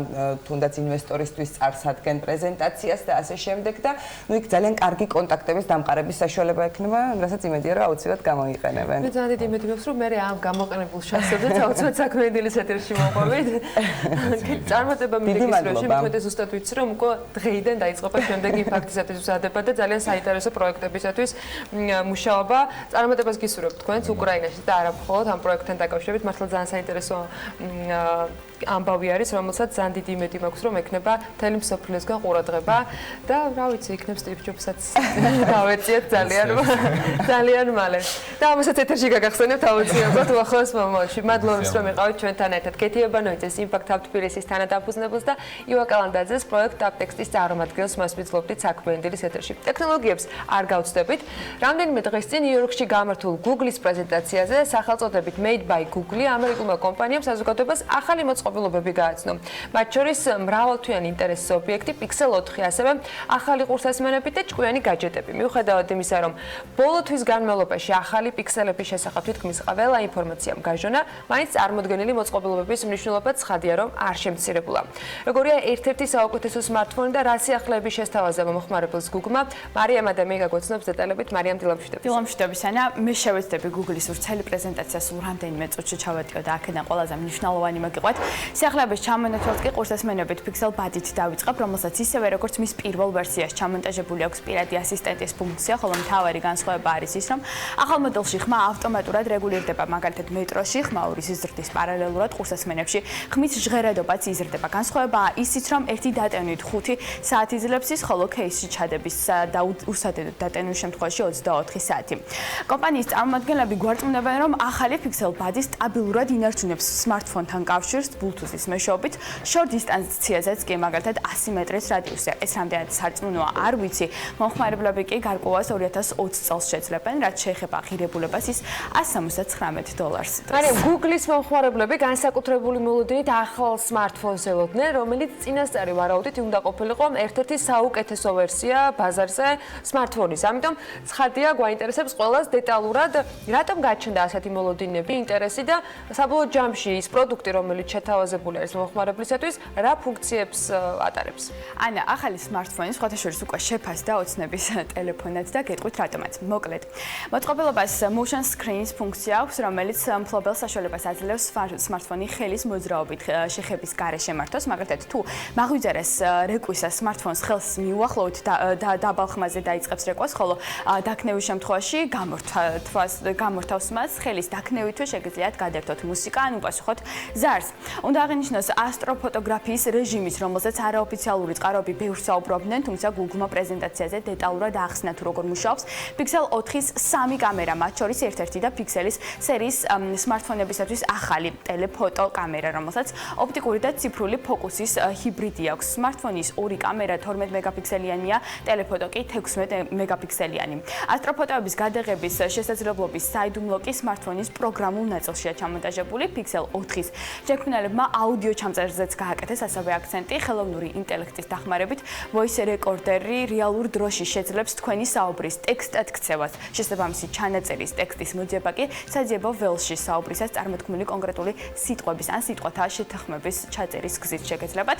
აღსანიშნავია, რომ ეს ოპერაციები ტელეფონშივე ხდება ეგრეთ წოდებული cloud-ის დახმარებით. მარიამ, რაც ყველაზე მნიშვნელოვანია, როდის იქნება ოცნების ტელეფონის შეძენა შესაძლებელი და კიდევ უფრო მნიშვნელოვანი რა იღირება?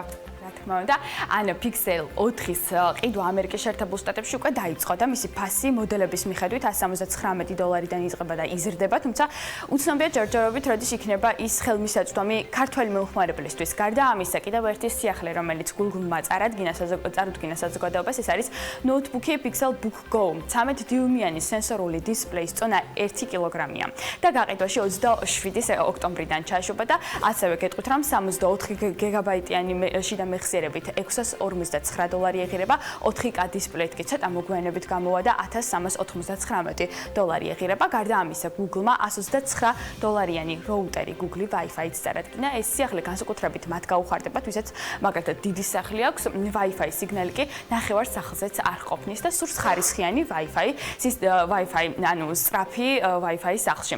უნდა აღინიშნოს, რომ Google-ს აქამდე ჰქონდა მსგავსი მოწყობილობა OnHub, თუმცა მის კონცეფციაში არ შედიოდა დიდი სახლის შედეგად შეგვიძლია დავემშვიდობოთ სუსტ სიგნალებს, ინტერნეტის დაკარგვას და Wi-Fi-სთან დაკავშირებულ სხვა მრავალ პრობლემას, რადგან მათ ჭკვიანურად შეუძლია თქვენს გადაადგილებასთან ერთად გადაერთოს კავშირები და უზრუნველყოს ყველაზე ოპტიმალური სიჩქარები. ეს ყველაფერი კი აპლიკაციით კონტროლდება. აქვე გეტყვით, რომ შესაძინად წინასწარი შეკვეთები Google Stories-ზე ნოემბრიდან დაიწყება და გაყიდვაში უკვე დეკემბრიდან ჩაეშვება და ბოლოს Google-მა Home Mini-ის გაუმჯობესებული ვერსიაც წარადგინა, Nest Mini, რომელსაც წინამორბედის მსგავსად შეუძლია მუსიკის დაკვრა, თუმცა გაუმჯობესებულია ხმის ჟღერადობა და თავისით რეგულირდება ხმაურის ზრდასთან ერთად. ასევე გაიზარდა ფუნქციების რაოდენობაც, მოწყობილობას შეუძლია პასუხები გასცეს შეკითხვებს ან და დააყენოს მაღვიძარა, რაც შეეხება ღირებულებას ის $59 შეადგენს. Google ფაქტობრივად ახალ ოჯახის წევრებს გვთავაზობს ეტაპობრივად სხვადასხვა гаджеტის სახით. მადლობა მარიამ მიმოხილვისათვის, ძალიან საინტერესო ამბები გველოდება წინ და ჩვენ რა თქმა უნდა გავაგრძელებთ მომავალშიც მსგავსი სიახლეების თქვენთვის გაცნობას და არც აქამდე დაგუკლია მაყურებლისათვის თანამედროვე ტენდენციები და იმ დარგებზე ინფორმაციის მიწოდება, რომელიც საკმაოდ სწრაფი ტემპით ვითარდება და მასში შესვლა მომგებიანი. ამჯერად 3D პრინტერი დამზადებულ ტექნოლოგიებზე უნდა მოგიყვოთ, რომელსაც Forbes-მა საკმაოდ ვრცელი სტატია მიუძღვნა და რა თქმა უნდა თავისი გაანგარიშებებით დაურთო. ლევან თაღიაშვილი გვერდება ამჯერად და ის მოგვიყვება მეც ამ თემაზე. ლევან დილამშვიდობისა. დილამშვიდობის. მას შემდეგ რაც ბაზარზე 3D პრინტერი გამოჩნდა, წარმოების სტრუქტურა და ნოუ-ჰაუ რადიკალურად შეიცვალა და ეს ყველაფერი განსაკუთრებით რამდენიმე სფეროზე აისახა. მათ შორის ავიაციაზეც. როგორც Forbes წერს, ამის მთავარი მიზეზი მატერიის სიმსუბუქე და წარმოების ხარჯების სიმცირეა, რადგან 3D პრინტერით ნებისმიერი მოწყობილობის შექმნა გაცილებით იაფიუჯდებათ NASA-ს და სხვა მსგავსი მასშტაბის ორგანიზაციებს. საქმიანი დღის ეთერში ვართ და ცხადია, რიცხვების გარეშე წარმოუდგენელია ნებისმიერი თემის მიმოხილვა. თავდაცვისა და საჰაერო კოსმოსური ტექნოლოგიების ბაზარი, რომელიც 3D პრინტერით შექმნილ მოწყობილობებს მოიცავს, დღეს 1 მილიარდ 560 მილიონი დოლარის ღირებულებისაა. 2026 წელს კი ის თითქმის 6 მილიარდ დოლარს მიაღწევს, რაც იმაზე მიანიშნებს, რომ დარგის განვითარება შეუქცევადი პროცესია და სამომავლოდ 3D პრინტერებზე მოთხოვნა მხოლოდ და მხოლოდ გაიზრდება. 3D პრინტერის ისტორია ჯერ კიდევ 80-იანი წლებიდან იწყება, როდესაც NASA-მ პლასტიკური ნივთების წარმოებისთვის ლაზერის გამოყენება დაიწყო, სწორედ ეს გახდა 3D პრინტერის წინამორბედი. რამდენიმე ათეული წლის წინ მხოლოდ მარტივ მატერიაზე იყო შესაძლებელი ამ მოწყობილობით მუშაობა, თუმცა დღეს თითქმის ნებისმიერი მასალისგან შეგიძლიათ 3D პრინტერით მოწყობილობის შექმნა. იქნება ეს ნეილონი, შუშა, ვერცხლი, ტიტანი, რკინა, ცვილი, პოლიკარბონატი და ასე შემდეგ. თავდაპირველად ტექნოლოგია ძალიან ნელა მუშაობდა და ახლობით 1 საათი სჭირდებოდა პატარა ზომის კუბის შექმნას, თუმცა 21 საუკუნეში არა მხოლოდ ცხოვრების, არამედ მანქანების მუშაობის ტემპიც აჩქარებულია, რასაც ნაკლები ენერგია და რესურსი მიაქვს. მართალია, ჯერჯერობით თვითმფრინავების სრულად აწყობა არ ხდება 3D პრინტერით, თუმცა ცალკეული ნაწილები მარტივად მზადდება და როგორც Airbus-ი ითვლის, კომერციული თვითმფრინავების შეკეთების ბაზარი დაახლოებით 180 მილიარდი დოლარით გაიზრდება მომდევნო 20 წლის განმავლობაში, რაც დამატებითი შესაძლებლობა იქნება 3D პრინტერზე მომუშავე კომპანიებისთვის. ვინც ის იქნება ერთ დღესაც ასტრონავტები კოსმოსში სწორედ 3D პრინტერით დამზადებული ხომალდითაც კი გაფრინდნენ, ასე რომ ჩვენი მაყურებლისთვის ეს რიცხვები და ტენდენციები წესით ბევრს უნდა ნიშნავდეს და თუ ვინმეს მომავალზე გათვლა და პოტენციური ბაზარი გაინტერესებთ, 3D პრინტერის ტექნოლოგიები ერთ-ერთი საუკეთესო მიგნება იქნება თქვენი ბიზნესისთვის. მადლობა ლევან, საინტერესო ამბებისათვის. ეს ტექნოლოგიური ბლოკიდან უკვე სარეკლამო პაუზაზე უნდა გადავიდეთ და ბიზნესი ახლებით დაგებრუნდებით, რომელთან დაკავშირებითაც ძალიან ბევრს BMG-ს გუნდის წევრები შრომობენ და თქვენ შეგიძლიათ მუდმივად გაეცნოთ განახლებულ ამბებს BM.GG-ზე. სარეკლამო პაუზა და რამდენიმე წუთში გიბრუნდებით.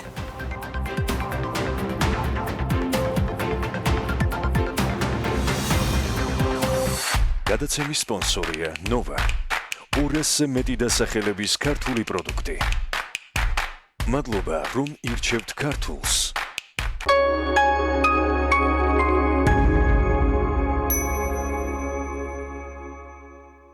მართე სპორტული აქციები BetLive-ზე 3+1, 200% кэшბექი, Bet+1. აირჩიე ფავორიტი აქცია სპორტჩინების მიერ დროს და მიიღე სასურველი ბონუსი ყოველ ბილეთზე. სიახლე კინომოყვარულებს სილქნეტისგან. თქვენს ვიდეოთეკას დაემატა ახალი კატეგორია სილქნეტი გირჩევთ, რომლის საშუალებით შესაძლებლობა გეძლევათ უყუროთ სპეციალურად თქვენთვის შერჩეულ სამ ფილმს ერთი კვირის განმავლობაში შეუზღუდავად, მხოლოდ 3 ლარა. სილქნეტი, ყველაფერი კავშირშია. სამზარეულოს პროფესიონალური დანადგარები და ელექტრომოწყობილობები. ჭურჭლის და აქსესუარების მრავალფეროვანი არჩევანი. მაგიდის სერვირება სასტუმროებისთვის და რესტორნებისთვის. გასტროტეკი, ყველაფერი პროფესიონალური სამზარეულოსთვის. დაგვიკავშირდით ნომერზე 295 66 33.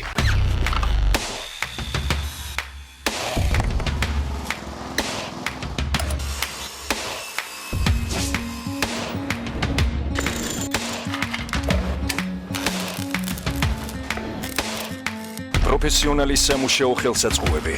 ინკკო, შექმნის სამყარო შენივე ხელით. იმუშავე ონლაინ. შეიძინე ონლაინ. იყავი ონლაინ ბილაინთან ერთად. 10 გიგაბაიტი, მხოლოდ 15 ლარა. ბილაინი ასწორებს. გლოუ აპლიკაცია, რომელსაც ყველაფერი მოაქვს, რაც გსურს. მოგშვიდა?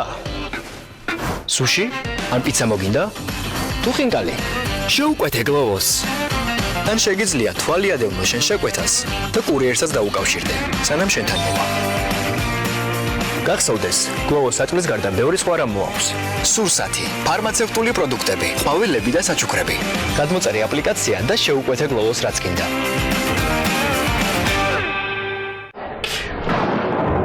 თქვენი ცხვრი დახმარებას ითხოვს. მე ვარ ოტრევინი, ცხვრების ჟინი. აქ ჩვენ გვჭირდება მაგია, უпроსორედ მეცნიერება. მადლობა. სპრეი ოტრევინი მენთოლით და ევკალიპტით მოქმედებას იწყებს წუთებში და გრძელდება 12 საათამდე. წასვლის დროა. ოტრევინი და თქვენი ცხვრი სუნთქავს თავისუფლად. გამოყენებისას გაიცანით ინსტრუქციას კვეთითი მოვლენების შესახებ დეტალური ინფორმაციის მისაღებად მიმართეთ ექიმს. როდესაც სამგზავროდ მიეშურებით, არ დაგავიწყდეთ თან გაიყოლოთ Lace-Sticks, რადგან მასთან ერთად არ მოიწყენთ და მათი გაზიარება შეიძლება მეთხანს. ბოლო გაჩერებამდეც კი. ახალი გემრიელი Lace-Sticks, რომელიც გეყოფათ დიდხანს. ყოველი დღე უფრო გემრიელია ახალ Lace-Sticks-თან ერთად. იცით ჯადოსნური გემოს საიდუმლო, Milka Choco Cow. ზოგადად ყველაფერს ვაკონტროლებ ხოლმე, მაგრამ ერთხელ გადავწყვიტე ცოტა წამეძინა და აი რა მოხდა. სამაგიეროდ ჩემმა პატარა სისუსტემ ორცხობილა გახდა ნამდვილად ზღაპრული. აღმოაჩინე Milka-ს ორცხობილას ჯადოსნური გემოს საიდუმლო.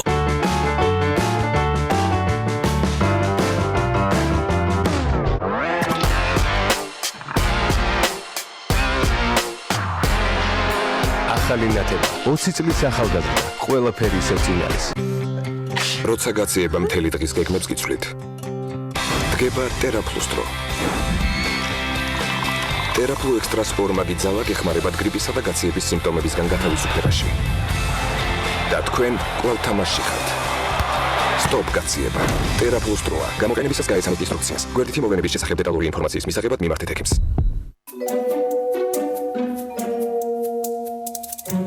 და დამეხმარება აკვინმე. უკაცრავად.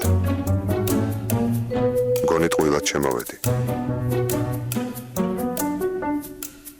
ეს ყველაფერი მე უნდა ვიცოდე?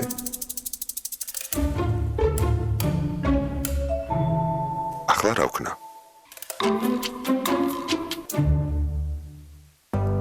ყველას აქვს უფლება ყავდეს ადვოკატი. იცოდე. და დაიცავი შენი უფლებები.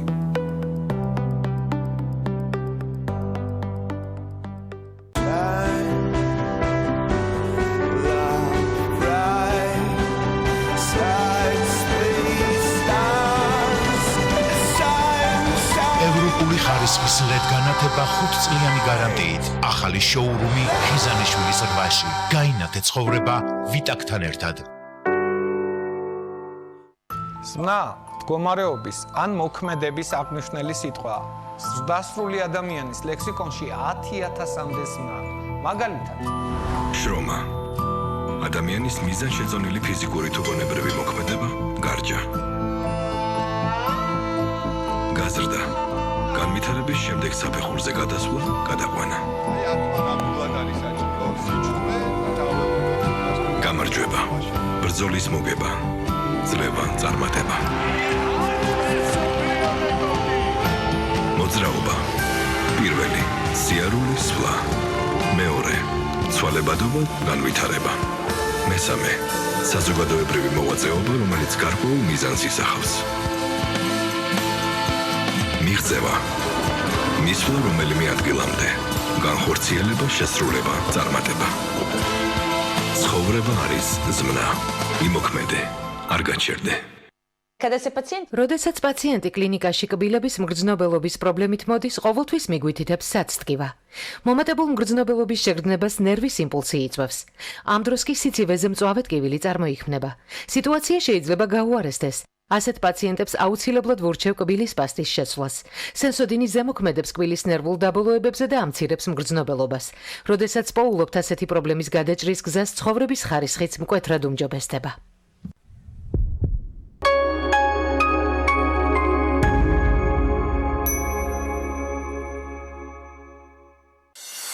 გადაცემის სპონსორია Nova.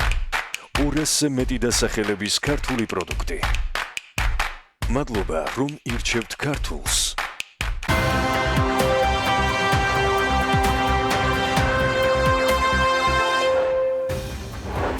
საერთაშორისო სავალუტო ფონდის ინფორმაციით 2018 წელს საქართველოში ერთ მოსახლეზე საშუალო წლიური შემოსავალი ფულის მწყვილობითი უნარის გათვალისწინებით $11,429 იყო და ამათ ჩვენებრივ საქართველოს 191 ქვეყანას შორის 107 ადგილი დაიკავა.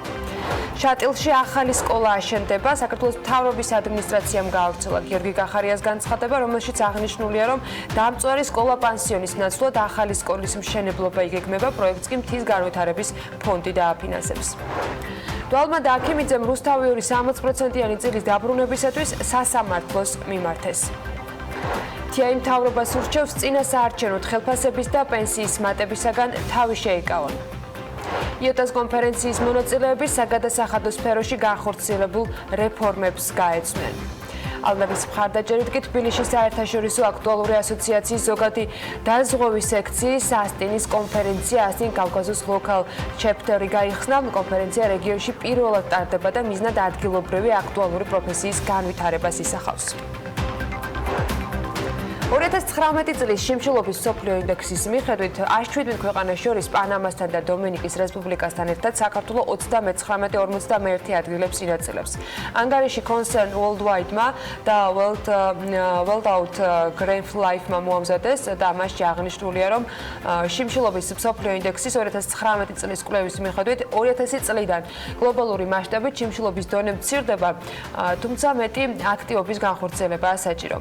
იქვე აღნიშნულია, რომ ცენტრალური აფრიკის რესპუბლიკაში შიმშილობის თვალსაზრისით ყველაზე საგანგაშო ვითარება. ასევე 5 ქვეყანაში სირიის არაბულ რესპუბლიკაში, ჩადში, იემენში, მადაგასკარსა და ზამბიაში შიმშილობის თვალსაზრისით სხვა ქვეყნებთან შედარებით საგანგაშო მდგომარეობა ფიქსირდება. შიმშილის თვალსაზრისით სერიოზული და საყურადღებო ვითარება კიდევ 42 ქვეყანაში. საქართველოზე უკეთესი პოზიცია მეზობელ ქვეყნებს შორის აზერბაიჯანსა და სომხეთს უჭირავს. ამ თემაზე დეტალებით ცოტა მოგვიანებით უფრო ცვლად ვისაუბრებთ. მსოფლიო ბანკი კი დადებითად აფასებს საქართველოს ეკონომიკურ მდგომარეობას და აღნიშნავს, რომ მიუხედავად რეგიონში არსებული რთული ვითარებისა, ქვეყანა განაგრძობს ეკონომიკურ ზრდას. ამასთან დაკავშირებით მსოფლიო ბანკის ვიცე-პრეზიდენტმა სირილ მიულერმა ფინანსთა მინისტრთან შეხვედრისას თქვა. ფინანსთა სამინისტროს ინფორმაციით, საერთაშორისო სავალუტო ფონდსა და მსოფლიო ბანკის ჯგუფის ყოველწლიური შეხვედრების ფარგლებში გამართული მოლაპარაკებისას მხარეებმა ქვეყანაში მსოფლიო ბანკის მიერ მხარდაჭერილი საინვესტიციო პროექტების მიმდინარეობა მიმოიხილეს. მათ შორის მთავრობის რეფორმები და სამომავლო თანამშრომლობის საკითხები. ივანე მაჭავარიანმა მსოფლიო ბანკის ვიცე-პრეზიდენტს ასევე ქვეყნის ეკონომიკური მდგომარეობა გააცნო და 2020 წლის ბიუჯეტის პრიორიტეტული მიმართულებები, ასევე ყურადღება საერთაშორისო სარეიტინგო სააგენტო S&P-ს მიერ საქართველოს სუვერენული რეიტინგის გაუმჯობესების მნიშვნელობაზე იყო გამახვილებული.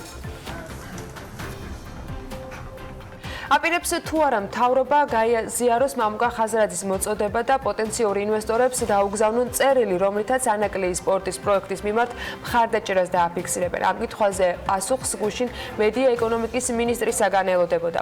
ნათია თურნავას თქმით, ანაკლიის სპორტს უპრეცედენტო მხარდაჭერა აქვს როგორც იურიდიული, ასევე ფინანსური მიმართულებით. გარდა ამისა, თურნავასთან დაისვა კითხვა, როცა ანაკლიის კონსორციუმი მთავრობას პროექტის საბოტაჟში ადანაშაულებს, მეორეს მხრივ ხელისუფლების პირველი პირები და კი განცხადებები მის თაობაზე, რომ კონსორციუმიდან თვალთმაქციური განცხადებები კეთდება.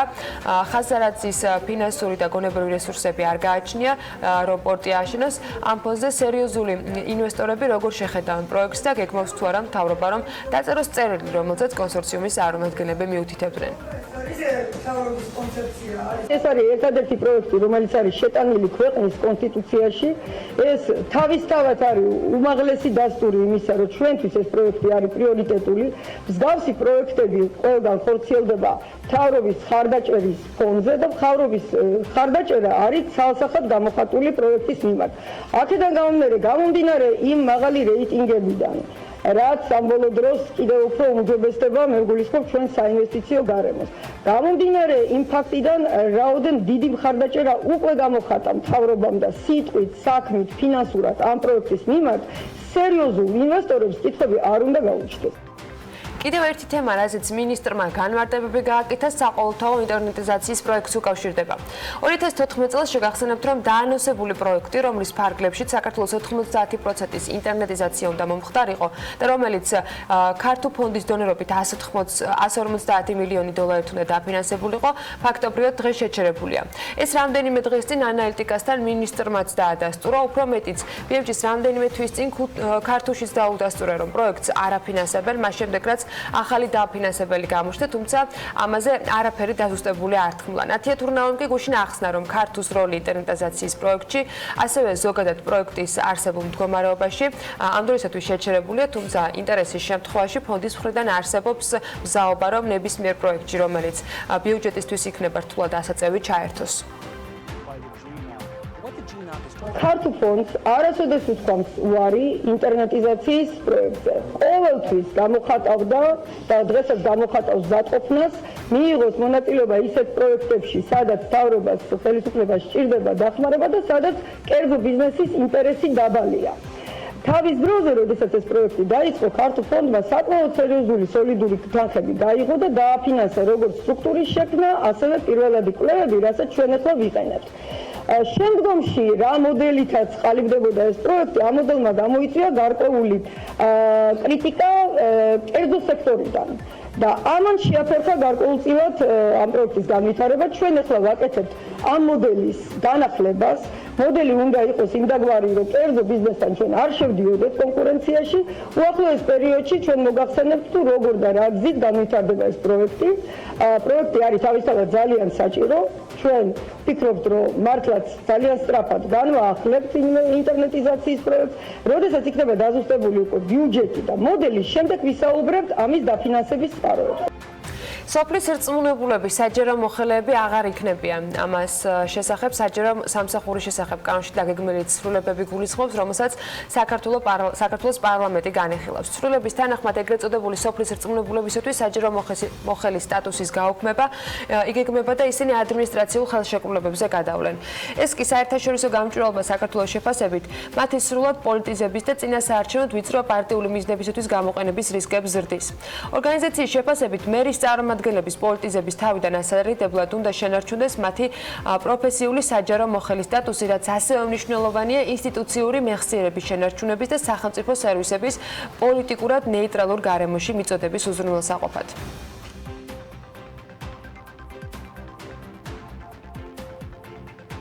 ამასობაში საჯარო და კერძო თანამშრომლობის სააგენტოს თავმჯდომარემ ბიზნეს მედია საქართველოს აქტიური მოკითხვის შემდეგ განმარტებები გააკეთა. ალექსანდრე რევია ამბობს, რომ სააგენტო აქცენტს აკეთებს პროექტზე, რომელთა საინვესტიციო ღირებულება სულ მცირე 5 მილიონი ლარია. საუბარია პროექტებზე ინოვაციური და ციფრული ეკონომიკის, ტრანსპორტის, ენერგეტიკა, მრეწველობის და განათლების სფეროებში შექმნის დღიდან სააგენტომ მათივე ინფორმაციით უკვე 10-ზე მეტი პროექტი განიხილა, რომელთა ნაწილზეც დადებითი რეკომენდაცია გაცემული, ნაწილი კი უფლებამოსილ შენიშვნები დაუბრუნდა. პროექტები, რომელზეც სააგენტომ ამ ეტაპზე დადებითი რეკომენდაციები გასცა, ძირითადად საქართველოს სხვადასხვა რეგიონში ქარის ელექტროსადგურების განვითარებას გულისხმობს. რევიას განცხადებითვე სააგენტოს საქმიანობის შეფასება ბიუჯეტის ათვისების ჭრილში თვისობრივად არასწორია, ვინაიდან მთავარი ფუნქცია ამ სააგენტოსი პასუხისმგებლიანი ინვესტორების პრაქტიკისა და შედეგებზე ორიენტირებული საინვესტიციო პოლიტიკის ხელშეწყობა. მთავრობამ თავი უნდა შეიკავოს 2020 წლის არჩევნებამდე რამდენიმე თვის განმავლობაში პენსიის და საბიუჯეტო ორგანიზაციების თანამშრომლების ხელფასების მატებისაგან. ეს კიდევ ერთი რჩევაა საერთაშორისო გამჭვირვალობა საქართველოს მხრიდან 2020 წლის ბიუჯეტთან დაკავშირებით. არასამთავრობო ორგანიზაცია მიუთითებს, რომ მთავრობამ უნდა გაითვალისწინოს მის მიერ მიღებული სტრატეგიული დოკუმენტების მოთხოვნები და სახელმწიფო ვალის შემცირებაზე უნდა იფიქროს ნაცვლად ვალის ზრდისა. უკვე რამოდენიმე წელია მეორდება, ვერ აკავებენ გაზრდილ ხარჯვას და წელს 9 თვის გასული 9 თვის საშუალო თვიური ხარჯი როა ვიყოთ გაცილებით მეტია, ვიდრე დაგეგმილი იყო როგორც საყოველთაო ჯანდაცვის პროგრამაში, ასევე საზოგადოებრივი ჯანდაცვის პროგრამებში და სადღაც 40-50 მილიონამდე შეიძლება დაჭირდეს ნოემბერ-დეკემბერში, ამიტომ ჯანდაცვის პროგრამებს დამატება ხარჯის, ხო? და ეს გამამართლებელი საბუთი მოკლედ ვერ იქნება ის, რომ ეს სწორად ვერ დავგეგმეთ, ხო, ბიუჯეტი გეგმება, იმიტომ რომ ეს მეტნაკლებად აუცილებლად სწორად უნდა დაიგეგმოს. ან უნდა გადადგა ისეთი ნაბიჯები, რომ პროგნოზირებულზე მეტი ხარჯვა რაღაცნაირად შეაკავო. პროფკავშირების საერთაშორისო კონფედერაციის გენერალური ასამბლეა 2020 წელს თბილისში გაიმართება. გადაწყვეტილება ბრიუსელში პროფკავშირების საერთაშორისო კონფედერაციის გენერალურ საბჭოს ხდომაზე გუშინ მიიღეს. თავად პროფკავშირების ინფორმაციით კანდიდატებს შორის იყვნენ და თბილის კონკურენციას უწევდნენ სინგაპური, მელბურნი, ტოკიო, სან-პაულუ და რომი.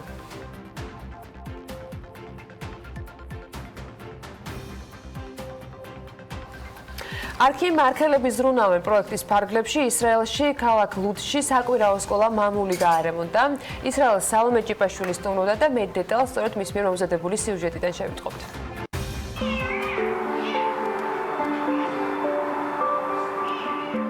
დეველოპერულმა კომპანია არქიმ სოციალური პასუხისმგებლობის კამპანიის არქელების ზრუნავენ ფარგლებში მორიგი კონტრიბუცია ამჯერად ისრაელში განახორციელა. არქიმ ქალაქ ლუდში საკვირაო სკოლა მამული გაარემონტა, რომლის დაფუძნების აუცილებლობა ჯერ კიდევ 2017 წელს ისრაელში ემიგრაციის ზრდამ გამოიწვია. მთელ მსოფლიოში უამრავი ქართველობაა გაბნეული და ისრაელშიც რამდენიმე ათეული ათასი ქართველია უკვე. უამრავი მსურველი იყო გახსნილიყო ესეთი სკოლა. საბედნიეროდ გამოჩნდნენ ისეთი ადამიანები, რომლებიც შეძლეს დახმარება და ეს იდეა რეალიზირებული იქნა საქართველოს საპატრიარქოს მეშვეობით, რომლის პატრონაჟის ქვეშ არის ეს სახლი, სადაც ჩვენ ახლა ვიმყოფებით და რაც თავარია არქი დეველოპერული კომპანია არქი, რომელმაც მოგცა გამოგვიყო ფინანსური რესურსი, რომ სკოლა გაგვერემონტებინა და ყველა ამბობს, რომ ეს არის ჩვენი საქართველო. ემიგრანტობით გამოწვეული მშობლიური ენის დავიწყება უცხოარც არქის ერთ-ერთი დამფუძნებლისთვის აღმოჩნდა. ამ სკოლის შექმნა და ამ სკოლის განვითარება მნიშვნელოვანია ჩემთვის. ვიცი როგორია ემიგრანტობა, ჩემთვის იყო მნიშვნელოვანი, რომ როგორც კი შეიძლება ისრაელში შევქნათ რამე, რომ ქართველ ემიგრანტებს, ქართველ მოსახლეობას ისრაელში დაეხმაროს და პოზიტიური შეღავათი შეგვიძლია როგორც არქი დავეხმაროთ რამეში და სერიოზული რამე შევქნათ განათლებას რაც ეხება, იქვე დამთავრდი. საკვირაო სკოლა მამული უკვე 1 წელია ისრაელში მყოფი ემიგრანტებისთვის პატარა საქართველოა, რომლის ფუნდამენტური მიდგომა ბავშვებისთვის ქართული ენისა და მამულის სიყვარულის, ღირებულებების სწავლა წარმოადგენს.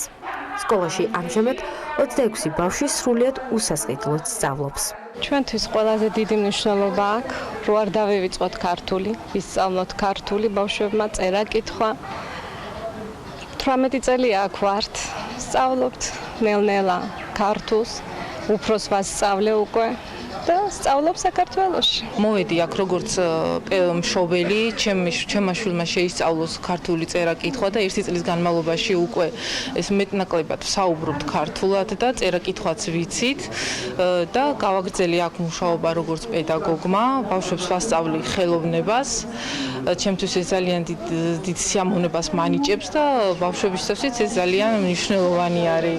ის ბავშვები, რომლებიც აქ დაიბადნენ, სავალდებულოა იცოდნენ ენა და წერა კითხვა და ეს სკოლა აძლევს ყველაფერს ამის საშუალებას. არქის ბრენდის იდენტობის მთავარი ფასეულობა ზრუნვაა. ზრუნვა არა მხოლოდ არქელებზე, არამედ გარშემოყოფებზე და გარემოზე. საკვირაო სკოლა მამულის კამპანია არქელების ზრუნავენ ფარგლებში დაგეგმილი არაერთი აქტივობიდან ერთ-ერთი ყველაზე მნიშვნელოვანია.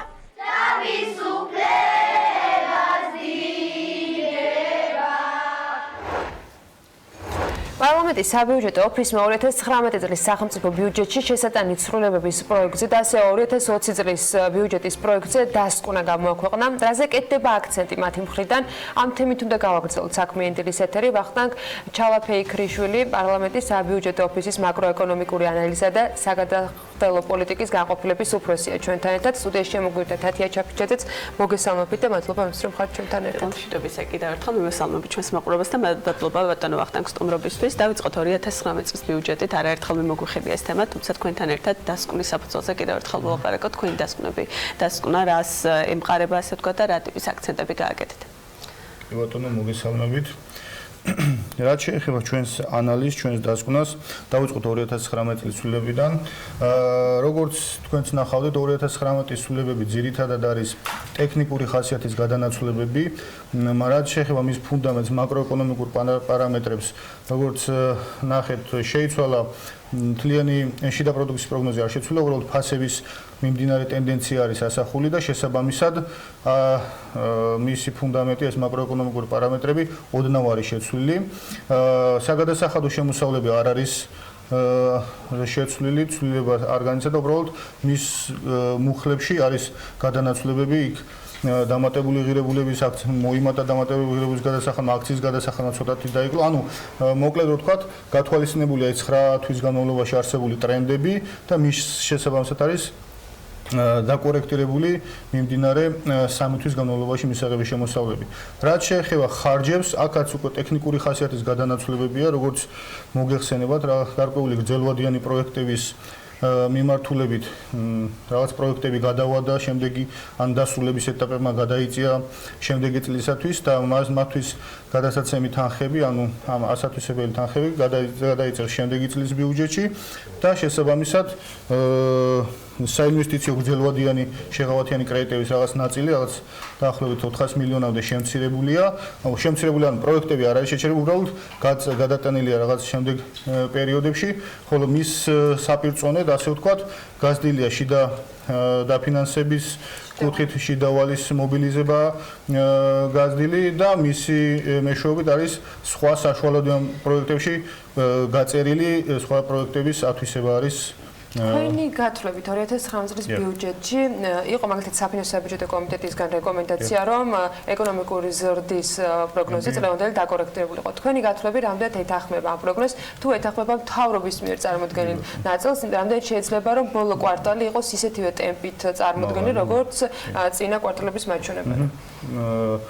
ჩვენი პროგნოზი, რომელიც 2019 წლის ივნისში გავაკეთეთ, ცოტათი განსხვავდებოდა მთავრობის პროგნოზისგან. ჩვენ გვაქვს 4 და 7 და ჯერჯერობით ჩვენ არ შეგვიძლია ეს პროგნოზი და მიმდინარე ტრენდიდან გამომდინარე. თქვენ და საერთაშორისო ფონდის ემთხვევა. სავალუტო ფონდის 4 და 6-ია.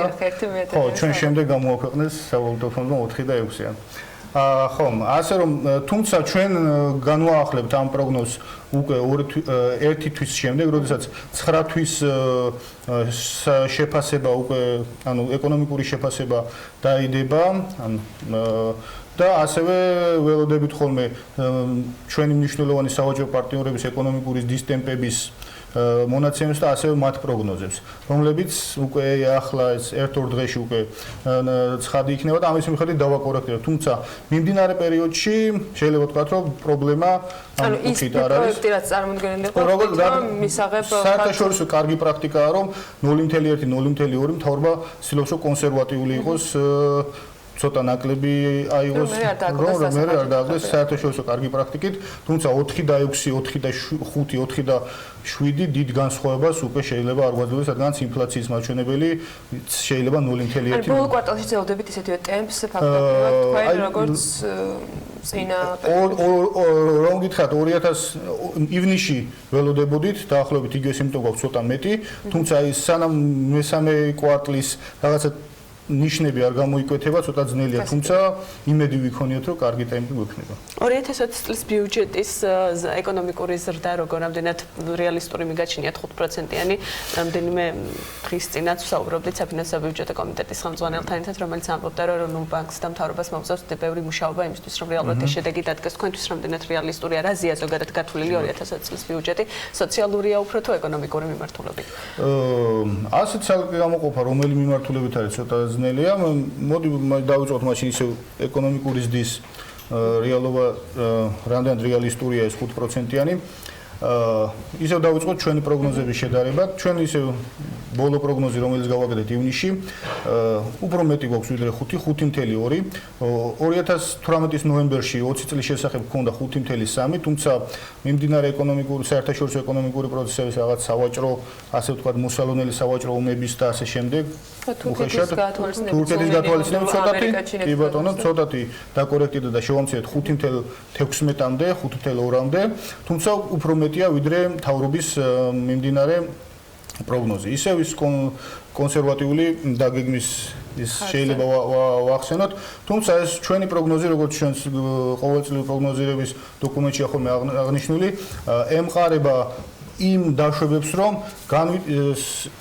აი ისე განვითარდება სოფლიო ეკონომიკური მოვლენები, როგორც მაგალითად იმ კონკრეტულ პერიოდში არის ნაპროგნოზები და ასევე ჩვენ ვეყნობით ხოლმე ბიუჯეტის გარკვეულ ხარჯვით მონაცემებს, საინვესტიციო მიმართულებით, როგორც ვიცით, ინვესტიციების მულტიპლიკატორი საკმაოდ მნიშვნელოვანი ფაქტორია და ჩვენ გვაქვს ასეთი დაშვება, რომ თუ ბიუჯეტის ეს პარამეტრები შესრულდა, ამ დაგეგმილთან მიმართებაში მეტნაკლებად კარგად შესრულდა და საერთაშორისო ეკონომიკური ფონიც ისეთი იყო, როგორც მიგვაჩნდა იმ პერიოდისათვის, ამ 5.1-5.2 მნიშვნელოვანი პრობლემა არ უნდა ჰქონდეს. მას ახლა მაშინ მთავარი ინდიკატორებს ვიყოთ, რომელიც 2020 წლის ბიუჯეტში არის განყოფილი, მათ შორის შეცვლილი არის 2020 წელს მაგალითად თლიანში პროდუქტთან მიმართებით, რა ქვია, მცირედ და შემცირებული არის ტენდენცია ბიუჯეტის დეფიციტის, რასაც ახლა კონკრეტულ დოკუმენტს ვხარ თქვენ მიანიშნებთ, ასევე განსაზღვრულია შემოსულობების ნაწილი. აი ეს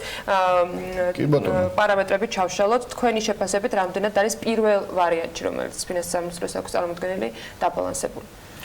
ხო, ეს დაბალანსება ახლა სუბიექტური ცნება არის, ვიღაცისთვის შეიძლება იყოს უბრალოდ მე შემიძლია ფინანსის სამინისტროსი მოვისმენთ, თქვენი გვაინტერესებს თქვენ როგორ აღნიშნავთ შეფასებას, როგორც იცით, ამ კუთხით თავს ვიკავებთ, რადგანაც არ ვაკეთებთ ამ შეფასებას რეკომენდაციას, უბრალოდ შემიძლია მოგახსენოთ, რომ თლიანში და პროდუქტთან მიმართებაში შეიძლება მხოლოდ ამ სარმა შევხედოთ, მე შევხედოთ ასევე თლიან მონაცემს, აბსოლუტურ მონაცემს, რადგანაც თლიანში და პროდუქტი შეიძლება დაკორექტირდეს 20 წლის ან ზრდის ან კლების მიმართულებით და ერთი და იგივე რიცხვი მის მიმართებაში გამოსცეს ან მეტი ან ნაკლები, ხო?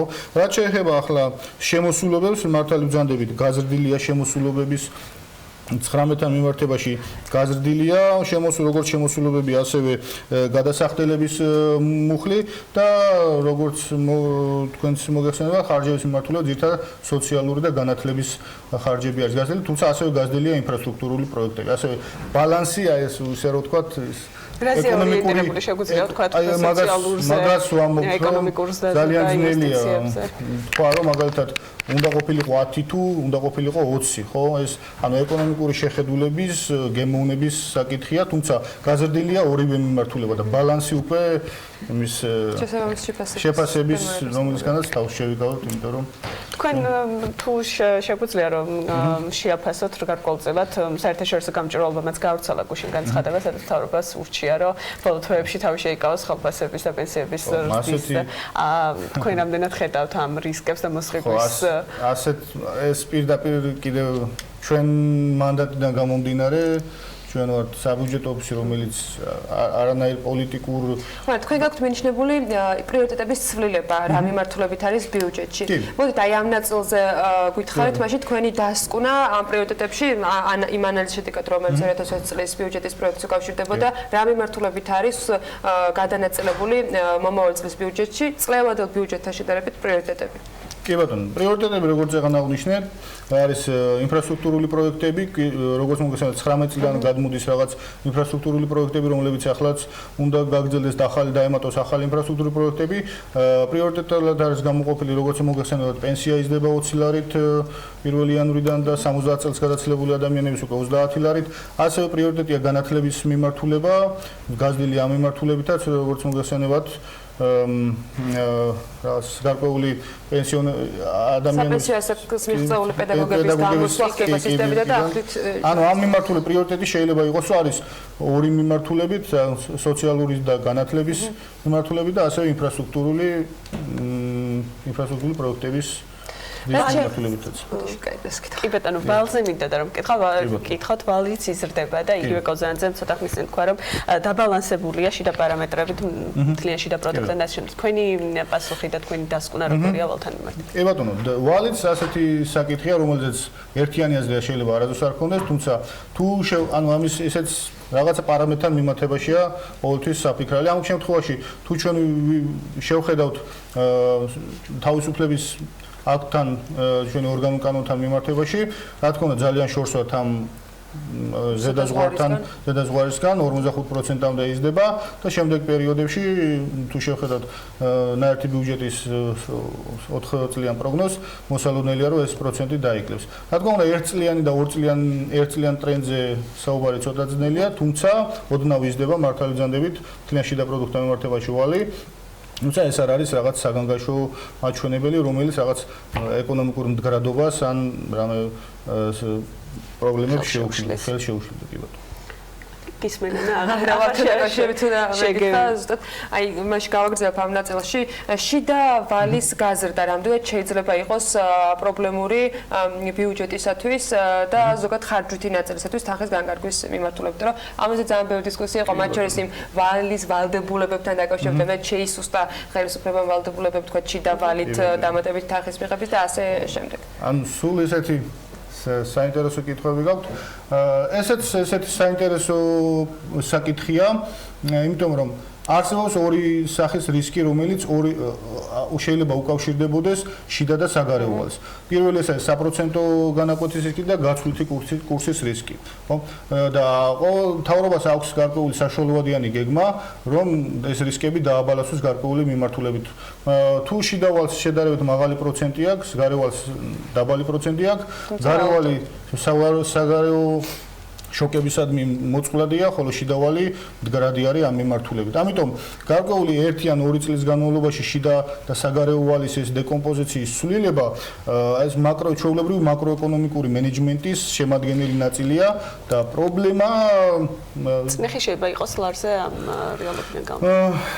წნეხი იმდენად შეიძლება იყოს და შეიძლება არა, ეს უკვე შეიძლება ვთქვათ რომ ეს ეროვნული ბანკი უყურებს რა თქმა უნდა ამ პარამეტრებს და მას აქვს თავისი ლიკვიდურობის პროგნოზი, ანუ ეს რა გავლენას მოახდენს ფულის მასაზე, რა გავლენას მოახდენს ეკონომიკაზე და თუ ის პარამეტრები წარიმართება იმ დადგენილ საზღვრებში, რომლებიც თავრობის მიერ არის გამოცხადებული და შესაბამისი ინსტიტუტების მიერ წინასწარ ხდება მისი ანალიზი და მასზე წინასწარი პასუხი, ამიტომ ასეთი შოკებს აღარ წარმოადგენს ეკონომიკისათვის. შეიძლება თუ არა გამოვიტანოთ დასკვნა, არ ვიცი რამდენად შეძლებთ თქვენ ამაზე კომენტარს ეკეთებას, მაგრამ იმ ფონზე მესმის რომ ტექნიკური საკითხი არის ეროვნული კურსის ბიუჯეტში დაფიქსირება, იმოცებული მომცემს, მაგრამ რაც დაფიქსირდა, ნუ არ არის ხალხურად სახარბეულო თქვენ მოსაწონი, მაგრამ თქვენ რაც ახსენეთ, შეიძლება ვიფიქროთ თუ არა რომ მთავრობას ნდობა მათ შორის ეროვნული ვალუტის მიმართ სიმყარესთან დაკავშირებით, ან გადაზღვევა არ ქონდა და სწორედ ამიტომ იყო არჩეული შიდა ვალის თქვათ ზრდა საგარეო ვალთან შედარებით. ასეთ სალსახად თქმა ალბათ არ იქნება მართებული, რადგანაც შიდა ვალის და გარეო ვალის დეკომპოზიციას რო შევხედავთ, სამკუთხედო მაღალი პროცენტია საგარეო ვალდებულებების და შესაძლებელია რომ მთავრობას გარკვეული პერიოდიდან მოყოლებული ქონდეს ეს სტრატეგია, რომ რაღაცნაირად გარკვეულ პერიოდში ეს თანდათან დააბალანსოს რაღაც ამ მიმართულებით და შეიძლება უბრალოდ ამ შემთხვევაში მაღალი გაცვლითი კურსის, შედარებით მაღალი გაცვლითი კურსის პირობებში უბრალოდ დაემთხვა. კი ბატონო, უბრალოდ ეს წინასწარ გამოცხადებული რაღაც ნდობა არ აქვს, რა თქმა უნდა, ამის თქმა. 3 თვეა კიდევ დარჩენილი ბიუჯეტის განხილვამდე და დასრულებამდე დარწმუნებული ვარ კიდევ გვექნება სასაუბრო ამ თემაზე. მადლობა თქვენი დროისთვის და სტუმრობისთვის. ვახტანგ ჩალაფეიქრიშვილი, პარლამენტის საბიუჯეტო ოფისის მაკროეკონომიკური ანალიზისა და საგადასახადო პოლიტიკის განყოფილების უფროსი სტუმრობდა. საქმეინდლის ეთერში. მადლობა თათია და მადლობა ვახტანგ. თქვენ და ვიდრე სარეკლამო პაუზაზე გავალთ, სიახლე გვაქვს თბილისის აეროპორტით მოსარგებლეთათვის. თბილისის საერთაშორისო აეროპორტში მგზავრებს უკვე კომპანია BEN ექსკლუზივის ტაქსები მოემსახურებიან და კომპანია აეროპორტიდან მგზავრთა გადაყვანას ახალი ჰიბრიდული ელექტრომანქანებით უზრუნველყოფს. მგზავრების ტარიფი ქალაქის სხვადასხვა უბნების მიხედვით იქნება 30-დან 40 ლარამდე. ეს მათთვის, ვინც ყოველდღიურ ვაჭრობაში ერთვება ხოლმე ახალ ჩამოფრენელი დედაქალაქში. აეროპორტში განთავსდა ასევე კომპანიის ოფისი, სადაც მგზავრები შეძლებენ წინასწარ შეიძინონ მგზავრობის ბილეთი და შეარჩიონ სასურველი მარშრუტი. ეს ინფორმაცია კი მძღოლს ავტომატურად გადაეცემა ავტომობილში სპეციალურად დამონტაჟებულ ეკრანზე. გარდა ამისა, ტრანსპორტში განთავსებული არის ტაქსომეტრები, რაც სერვისის საფასურს განსაზღვრავს იმ შემთხვევაში, თუ კი მგზავრი თბილისის გარეთ მიემგზავრება. მოკლედ, თბილისისა და ბათუმის საერთაშორისო აეროპორტების მმართველი კომპანია ტავჯორჯია თბილისის საერთაშორისო აეროპორტის ტაქსის სერვისის ექსკლუზიური მიწოდების უფლებაზე უკვე ინტერესთა გამოხატვას ჯერ კიდევ 2019 წლის ივლისიდან აცხადებდა და შედეგიც უკვე დადებულია. ამ სერვისის მიწოდებაზე ინტერესი 6 კომპანიამ გამოთქვა და გამარჯვებული არის Ben Exclusive, რომელიც სხვათა შორის ძალიან კარგ მომსახურებას თავაზობს სხვადასხვა მიმართულებით და სერვისს ნებისმიერ მსურველს და თუ კი ვინმე გზავრობას გეგმავთ თბილისის აეროპორტის გავლით, მე მგონი კარგი ამბავი არის იმ პრობლემის მოხსნა, რომელიც შემდეგ დედაქალაქში ცენტრში გადაადგილებას უკავშირდება ხოლმე. ხო და მათთვის, ვინც ფრენას აპირებს, ან ელოდება და დახვედრას გეგმავს სტუმრობისათვის, მოდი ფრენის განრიგს გადავხვიდოთ, შემდეგ ძელოდიანი ამითის პროგნოზს და საეკლავო პაუზის შემდეგ დაგიბრუნდებით.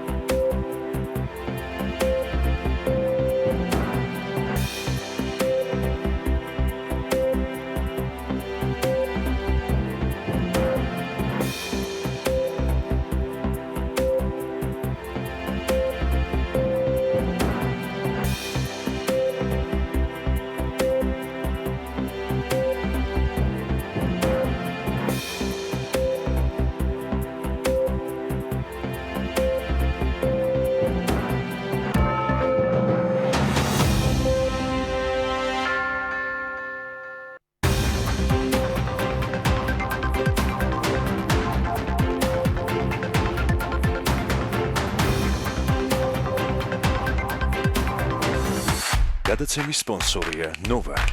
200-ზე მეტი დასახელების ქართული პროდუქტი. მადლობა, რომ ირჩევთ ქართულს.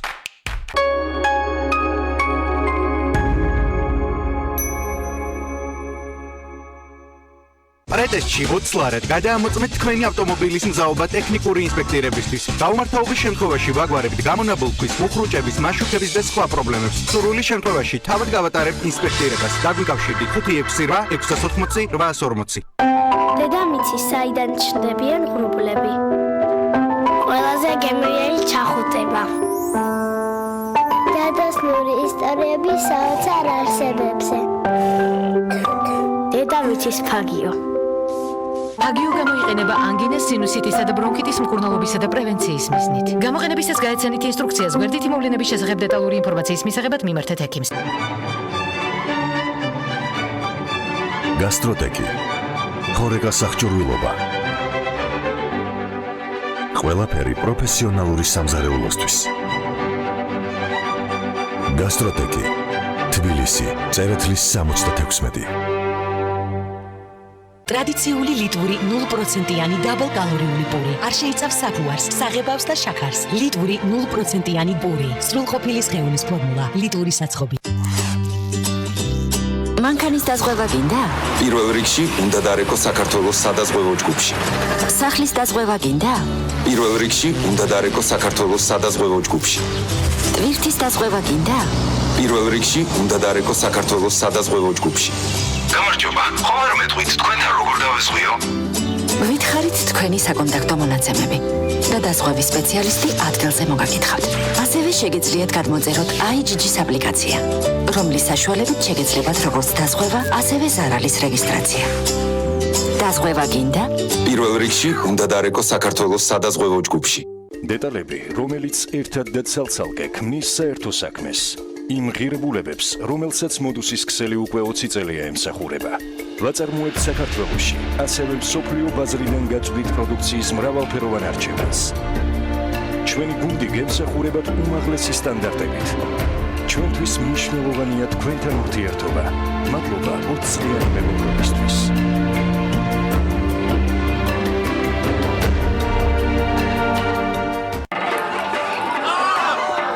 აბა მეგობრებო, გაქვთ ახალი იდეები ფანტასტიკური ფანტას რეკლამისთვის? ბიჭი სვამს ფანტას და ფანტასტიკური შეგრძნებებია უფლება. გარშემო მხოლოდ ხილს ხედავს. შუშხუნის ხმა ესმის. და წყურვილისგან მზად არის ფანტასტიკურად არომატული ფანტა მთლიანად დალიოს. გადასარევი. მგონი ეგ არის. მე ასე არ ვფიქრობ. გახსენი ფანტა და გაიმძაფრე შეგრძნებები. ფანტასტიკურად არომატული ფანტას გემოთი. ძველად მაიასტომებს მზის შეგროვება შეეძლოთ. ამიტომ ისინი ყოველთვის კარგ განწყობაზე იყვნენ და ჩვენც ვიქნებით. ჩვენ ხომ ზუსტად ის მზე გვაქვს. სანდორა. ის მზის ენერგიას ხილიდან იღებს, რათა თქვენ კარგი განწყობა შეინარჩუნოთ. აიმაღლე განწყობა. Let's go.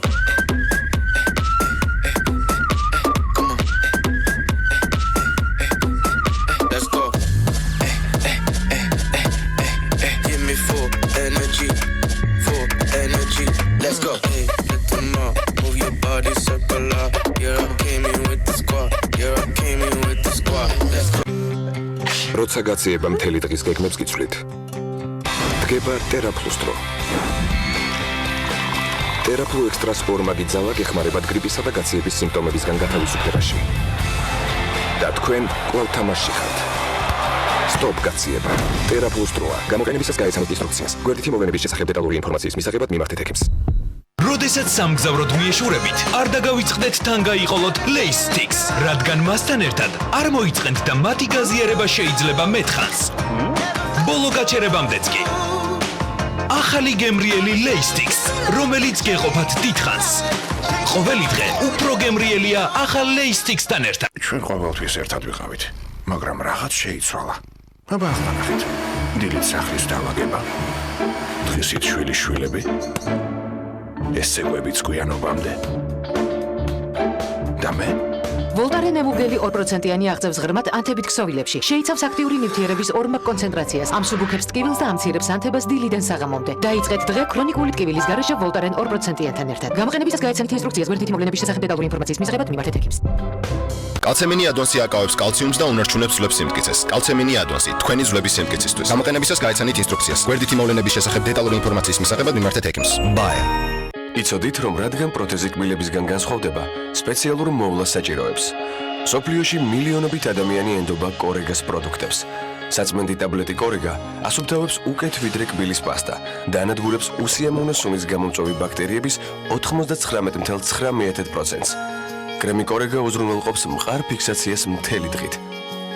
უფრო სუფთა და კომფორტული პროთეზისთვის გახადეთ კორეგა თქვენი ყოველდღიურობის ნაწილი. გრძნობ განსხვავებულად. და არ გაშინებს ცვლილებები.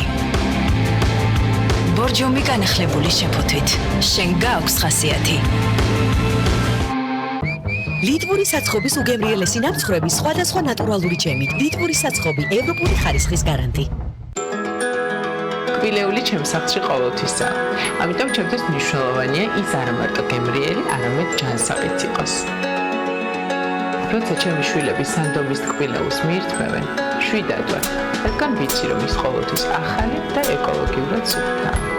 სანდომი ფართო ასორტიმენტს გვთავაზობს და არჩევანშიც არ ვარ შეზღუდული. სანდომი ბრენდი, რომელსაც ვენდობი.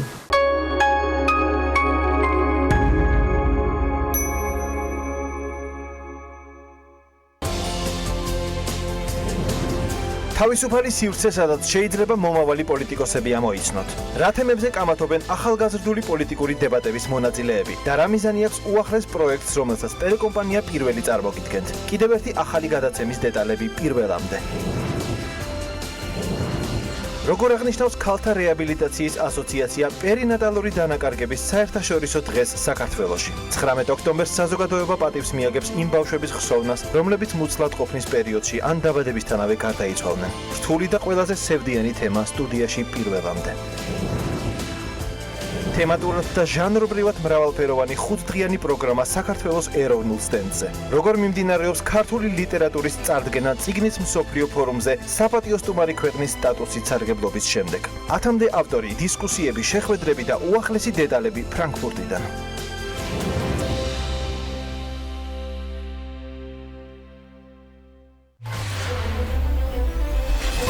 კვირის ბოლოს პროექტი პირველები მთავარ პოლიტიკურ ამბებს აჯამებს. ხელისუფლება მომავალი არჩევნების პროცენტებს ითვლის. 60 ქართული ოცნება, 20 ნაცმოძრაობა და 20% დანარჩენი ოპოზიცია. ოპოზიცია კამათობს დაიჭიროს თუ არა ივანიშვილი არჩევნების შემდეგ. პოლიტიკაში შემოსული ბანკირი, რომელსაც ფულის გათეთრების საქმით უტევენ, ახლა თავად მიანიშნებს ქვეყნის ამჟამინდელი მმართველების მხრიდან წარსულში ფულის შესაძლო გათეთრებაზე. ანაკლიის სპორტის ისტორია, გაგრძელება თუ დასასრული. ივანიშვილი, ხაზარაძე, ამერიკელები და შავი ზღვა. არ დამავიწყდება ძალიან ცუდი საუბარი ბიძინა ივანიშვილთან 2017 წელს. ესეთი რაღაცა მითხრა, რომ რა უნდათ ამერიკელებს შავ ზღვაში? საგარეო საქმეთა მინისტრი პარლამენტში, ზალკალიანი დეპუტატების წინაშე. პოლიტიკურად დახუნძლული კვირა დღეს პირველების სტუდიაში დებატებით გაგრძელდება. ხელისუფლება და ოპოზიცია ერთმანეთის პირისპირ. ტელეკომპანია პირველი რეგიონებში. ისევ კახეთი, ჩვენი მიკროფონი ჩართულია თქვენთვის. ეთერი ეთმობა ხალხს. წყალი არ გვაქვს, გაზი არ გვაქვს. გასაწმენდია, მაგრამ შესაძლებლობა არ გვაქვს. 200-300 ლარი უნდა, საიდან მოვიტან? სოფელი უკვე მიგრაციას განიცდის. როგორ მოხופილი ვიქნებით? დოლარი 3-ზე ავიდა უკვე და 74 არის მაქსიმალურად გლეხი. როგორ ცხოვრობს მოსახლეობა საქართველოში? პრობლემები, გაჭირვება, სოციალური სიდუქჭირე. ადამიანები თავად ყვებიან თავიანთ მდგომარეობაზე. ჩვენ ვაშუქებთ. დღეს პირველები საღამოს 8-ზე.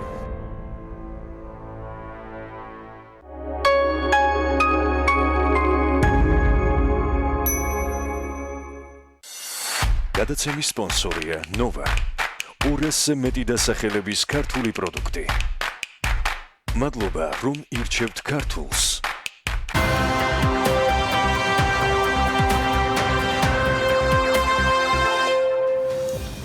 საქართველოს განათლების, მეცნიერების, კულტურისა და სპორტის სამინისტროს CP შოთა რუსთაველის სახელობის ეროვნული სამეცნიერო ფონდი, რომელიც ხელს ქვეყანაში მეცნიერების, ტექნოლოგიებისა და ინოვაციების სისტემის განვითარებას უწყობს, საქართველოში ყველაზე მსხვილ ბიზნეს გაერთიანებასთან თანამშრომლობის ახალ ეტაპზე გადადის. ფონდის გაცხადებული სტრატეგიით მათ ხელი საქართველოს ევროკავშირის ასოცირების შეთანხმების მოთხოვნებს მეცნიერების, ტექნოლოგიების და ინოვაციების სისტემის განვითარებას უნდა შეუწყონ.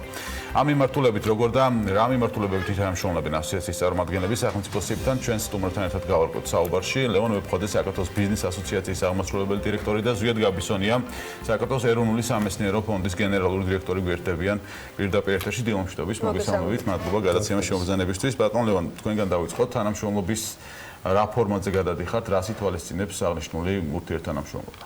დილომშვიდობის, საინტერესო კითხვა. საქმე ის არის, რომ ჩვენ დღეს ვიწყებთ გარკვეულ პროცესს. ეს პროცესი დღეს მემორანდუმით ფორმდება, მაგრამ ეს მე მგონია, რომ რაღაც დასაწყისი იქნება ძალიან კარგი თანამშრომლობის პლატფორმის მეცნიერებისა და ბიზნესის. იმიტომ რომ ჩვენ რაც გვჭირდება დღეს საქართველოში, გვჭირდება არა მხოლოდ თეორიული კვლევები, არამედ ისეთი ტიპის კვლევები, რომელიც ამ ადამიანებს, ვინც ამ კვლევებშია ჩართული, დამატებით შემოსავალს მოუტანს. და ეს დამატებით შემოსავალი შეუძლებელია მხოლოდ იმ შემთხვევაში, თუ კი მოხდება ამ კვლევების კომერციალიზაცია. მაგრამ ერთი არის, როცა მკვლევარი რაღაცა საკითხზე მუშაობს, მაგრამ განყენებულად, მაგრამ მეორე არის ბიზნესი, რომელმაც კარგად იცის, რა ტიპის შედეგი აქ კვლევის შეიძლება იყოს კომერციულად მათთვის საინტერესო და ბაზარზე უხეშად ვთქვათ გაყიდვადი. შესაბამისად, თუკი ჩვენ მოახდენთ და ისეთ პლატფორმას შევქმნით, სადაც ბიზნესი და მეცნიერება კვლევარები შეხვდებიან, ისაუბრებენ ერთის მხრივ ბიზნესი დაინტერესდება იმ შესაძლებლობებით და უნარებით, რომელიც დღეს ჩვენს კვლევით ნაწილში გვაქვს და მეორე მხრივ კვლევარები დაინტერესდებიან ბიზნესის მოთხოვნაზე, ხო? შესაბამისად, შეიძლება მივიღოთ ისეთ ტიპის პროდუქტები, რომელიც გაყიდვადი იქნება ბაზარზე და რომელიც დამატებით შემოსავალს მოუტანს როგორც კვლევარებს, ასევე იქნება საინტერესო ბიზნეს პროექტები ბიზნესისთვის. ანუ ბიზნესი ერთი არის, რომ არის სტანდარტული პროექტები, რომელიც შეიძლება შენ ჩადო ამუშავო რაღაცა სტანდარტული უკუგება მიიღო, მაგრამ არსებობს ესეთი ტიპის ინოვაციური პროდუქტები, რომელშიც ჩადებამ შეიძლება 3-4 ჯერ მეტი უკუგება მოგცეს, სწორედ იმიტომ რომ ეს პროდუქტი არის ინოვაციური და მეორე იმიტომ რომ შენ ბაზარზე ხარ ამ ინოვაციური პროდუქტით პირველად. შესაბამისად, თუკი ჩვენ შევხედავთ დღევანდელას თქვა ინოვაციურ პროდუქტებს, რაც ბაზარზე არსებობს, ეს ზირთად შემოდის გარედან და ის უკვე აღარ არის ინოვაციური. თუკი ჩვენ ადგილზე შევქმნით და წავახალისებთ გარკვეული ტიპის კვლევებს, რომელმაც შეიძლება მოგვცეს საბოლოო ჯამში რაღაცა ტიპის ინოვაციური პროდუქტები, მე ვფიქრობ, რომ ამ კუთხით ბიზნესთვის ეს იქნება ძალიან საინტერესო. ორ მხრივად მომგებიან თანამშრომლობაზე არის აქ საუბარი. რა ფორმატით და რა ფორმით ფიქრობთ თქვენ, რომ ამ მემორანდუმის თქვათ ამოქმედება პირველ ეტაპზე დაიწყოს? ეს იქნება თქვათ ასოციაციის წარმომადგენელთან ერთობლივი შეხვედრა და კონსულტაციები თუ ცალკეული ბიზნესის ინტერესების საპასუხოდ თქვენ შეარჩევთ იმ თქვათ კვლევარებს, რომლებიც შეიძლება ამ გამოწვევების საპასუხოდ თქვათ რესურსებს ფლობდნენ, ინტელექტუალური იქნება თუ დამატებითი, როგორ მოხდება აი იმ გეგმის განხორციელება, რომელსაც ახლა ბატონი ლევანი საუბრობდა? როგორც ლევანმა ახსენა, პირველი ჩვენი შეხვედრა დღეს იწყება პრინციპში მემორანდუმის გაფორმებით, მაგრამ ეს მხოლოდ დასაწყისია. ჩვენ გვეგმავთ უკვე 5 ნოემბერს ტექნოპარკში კონფერენციის გაკეთებას, ერთობლივი კონფერენციის და საქმიანი შეხვედრის გაკეთებას, სადაც პირველი გადაკვეთა მოხდება მეცნიერებისა და ბიზნესის. ჩვენ წარმოვადგენთ ბოლო 2-3 წლის განმავლობაში გამოყენებითი კვლევების დაფინანსებულ პროექტებს და ბიზნესს ექნება შესაძლებლობა გაეცნოს ამ პროექტებს და ნახოს მისი კომერციალიზაციის ეფექტი. ზოგადად გამოყენებითი კვლევების მიმართულება არა მარტო საქართველოში, არამედ ზოგადად აღმოსავლეთ ევროპის ქვეყნებში არის ძალიან დიდი გამოწვევა, რამდენად შეუძლიათ მეცნიერებს კომერციალიზაცია მოახდინონ იმ სამეცნიერო კვლევებისა, რასაც ისინი აწარმოებენ. ასე რომ ეს გამოწვევა აუცილებელია, რომ საქართველოს უპასუხოს, ამიტომ ჩვენ ძალიან ინტენსიურად ვცდილობთ, რომ ბიზნეს სექტორთან დავიწყოთ მეცნიერების გადაკვეთა, რაც აქამდე პრაქტიკულად არ ყოფილა. საერთაშორისო დონორების დახმარებით აკეთებდით ხოლმე, რამდენადაც მაქვს ინფორმაცია ადრე ერთ-ერთ სტუმართან საუბრობთ მათ შორის იმ კვლევებს, რომელსაც მეცნიერები ამა თუ იმ მიმართულებით ამ შემთხვევაში გეგმავდნენ. იყო თუ არა მცდელობები ცალკეულ ბიზნესებთან თემებიდან გამომდინარე, რომ აი ჩვენ ამ კვლევას ვაკეთებთ, თქვენთვის შესაძლოა საინტერესო იყოს, მომგებიანი იყოს, მსგავსი ინფორმაციის გაცვლა გამოსვლა. ასოციაციას ძალიან ბევრი წევრი ყავს, უმსხვილესი ბიზნესების წარმომადგენლები არიან გაერთიანებულები, მაგრამ მანამდე თუ იყო რაღაც ინდივიდუალური მცდელობები, რომ ესეთი თანამშრომლობა შემდგარიყო. სამწუხაროდ მეცნიერებას ასეთი გამოცდილება არ ქონია და არც მცდელობა არ ყოფილა. ანუ პრაქტიკულად წარმოვიდგინოთ, რომ სამეცნიერო კვლევები მიმდინარეობს ბიზნესის დაკვეთის გარეშე, ანუ ისინი ქმნიან გარკვეული ტიპის, შეიძლება პატენტამდეც დავიდნენ, შეიძლება პროტოტიპამდეც დავიდნენ, მაგრამ უკვე ბიზნესში კომერციალიზაცია ვერ ხდება. ჩვენი იდეა სწორედ ის არის, რომ ყველაზე დიდ ასოციაციასთან შევძლოთ ჩვენს მიერ, არა მარტო ჩვენს მიერ გამოკვლეული გარკვეული პროექტების გადაცემა, არამედ მივიღოთ ბიზნესისგანაც შესაბამისი დაკვეთა იმ მიმართულებებით, რაც მათ ჭირდება სამეცნიერო კომპონენტის ჩართულობით. ბატონ ზიად, რამდენად ფართოა, ანუ შეთავაზებაში რას გულისხმობ, რამდენად ფართოა ეს კვლევების არეალი, ანუ რა მიმართულებით ხდებოდა აქამდე თქვა კვლევები და რა მიმართულებით შეიძლება რომ დაიწყოს ისეთ საინტერესო კვლევები, რომელიც ბიზნესაც მათ შორის საინტერესოა. მასშტაბებით რომ წარმოვიდგინოთ, დაახლოებით ყოველწლიურად სახელმწიფო 3 მილიონ ლარამდე ხარჯავს გამოყენებით კვლევების მიმართულებით.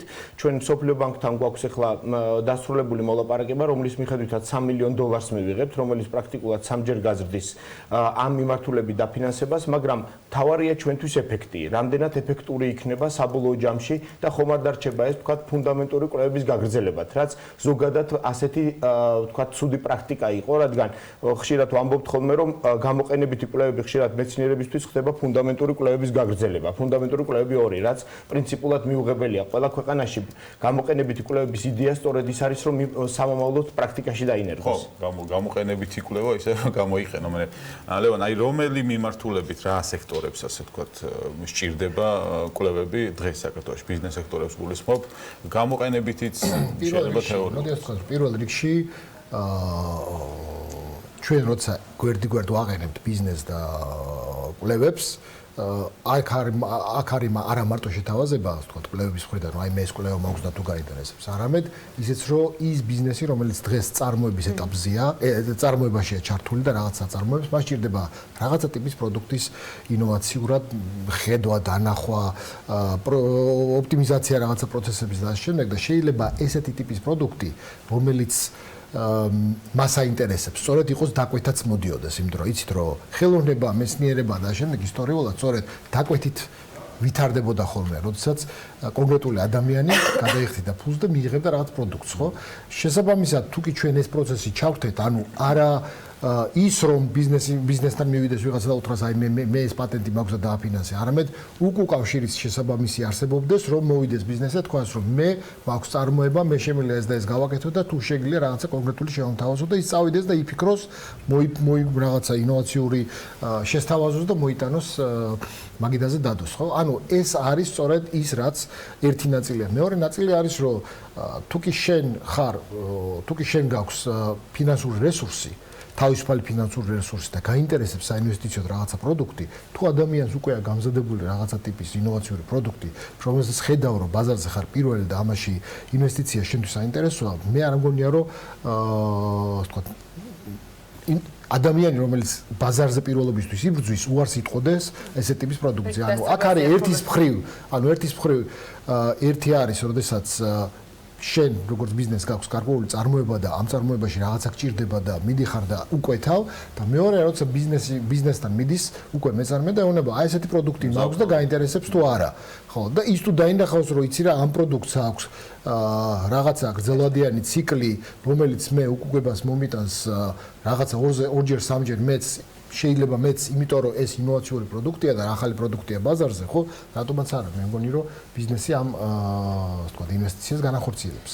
რაც ახლა თქვენს თანამშრომლებს, ანუ თქვენი წევრები, ის ადამიანები სამ ყველაფერზე მუშაობენ, რამდენად იყო მათგან გამოხმაურება ამ საკითხზე, რამდენად არის მზაობა, საერთოდ რომ მსგავსი ფორმატით თანამშრომლობა მომავალში შედგეს და გაგრძელდეს და გრანტიორებს, მეცნიერებს გულისხმობთ. დიახ, რა თქმა უნდა.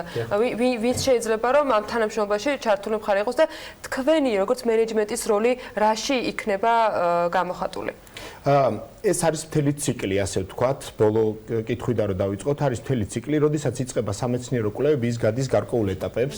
ეს ეტაპები შეიძლება დაიწყოს საქართველოსდან და დასრულდეს, ვთქვათ, ევროკავშირში, რადგან ჩვენ ESF-ი ყავს შემოყვანილი გამოყენებითი კვლევების შეფასების და ექსპერტიზის ნაწილში და ამიტომ ძალიან იმედით უყურებთ, რომ უფრო მაღალი ხარისხის სამეცნიერო კვლევებს დავაფინანსებთ, მაგრამ ამითი არ უნდა დასრულდეს სამეცნიერო კვლევები.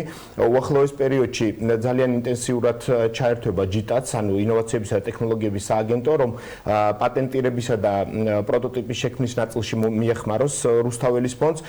მზაობა, რა თქმა უნდა, მეცნიერებისგან არის, რადგან მათაც ძალიან კარგად იციან, რომ მხოლოდ კვლევები არ სრულდება ამითი, რადგან არსებობენ მეცნიერები, რომლებიც წმინდა თეორიულ ნაწილში მუშაობენ, მაგრამ არიან მეცნიერები განსაკუთრებით ინჟინერინგის ნაწილში, სადაც ძალიან აინტერესებთ ის, რომ მათი, ვთქვათ, გამოგონებები, მათი ინოვაციური ტექნოლოგიები პროტოტიპად და შემდგომ ბიზნესში დაინერგოს, რაც ამის კულტურა არ არის.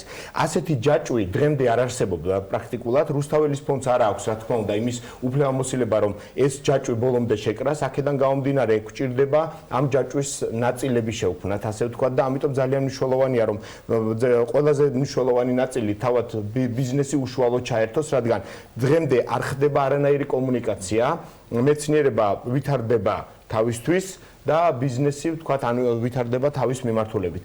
იგივე ლევანის აზრი მინდა უბრალოდ რომ გავაგრძელო იმ ნაწილში, სადაც ვთქვათ, დღევანდელ პროექტებზე, სადაც ჭირდება, მაგალითად იგივე ინფრასტრუქტურულ პროექტებზე, თქვენ იცით, რომ უამრავი ნაწილი და კომპონენტია კვლევითი კომპონენტები, რომელშიც უამრავ ფულს ხარჯავენ კომპანიები, იგივე სატენდერო განაცხადების შეტანის დროს ან ნებისმიერ ფაზაში.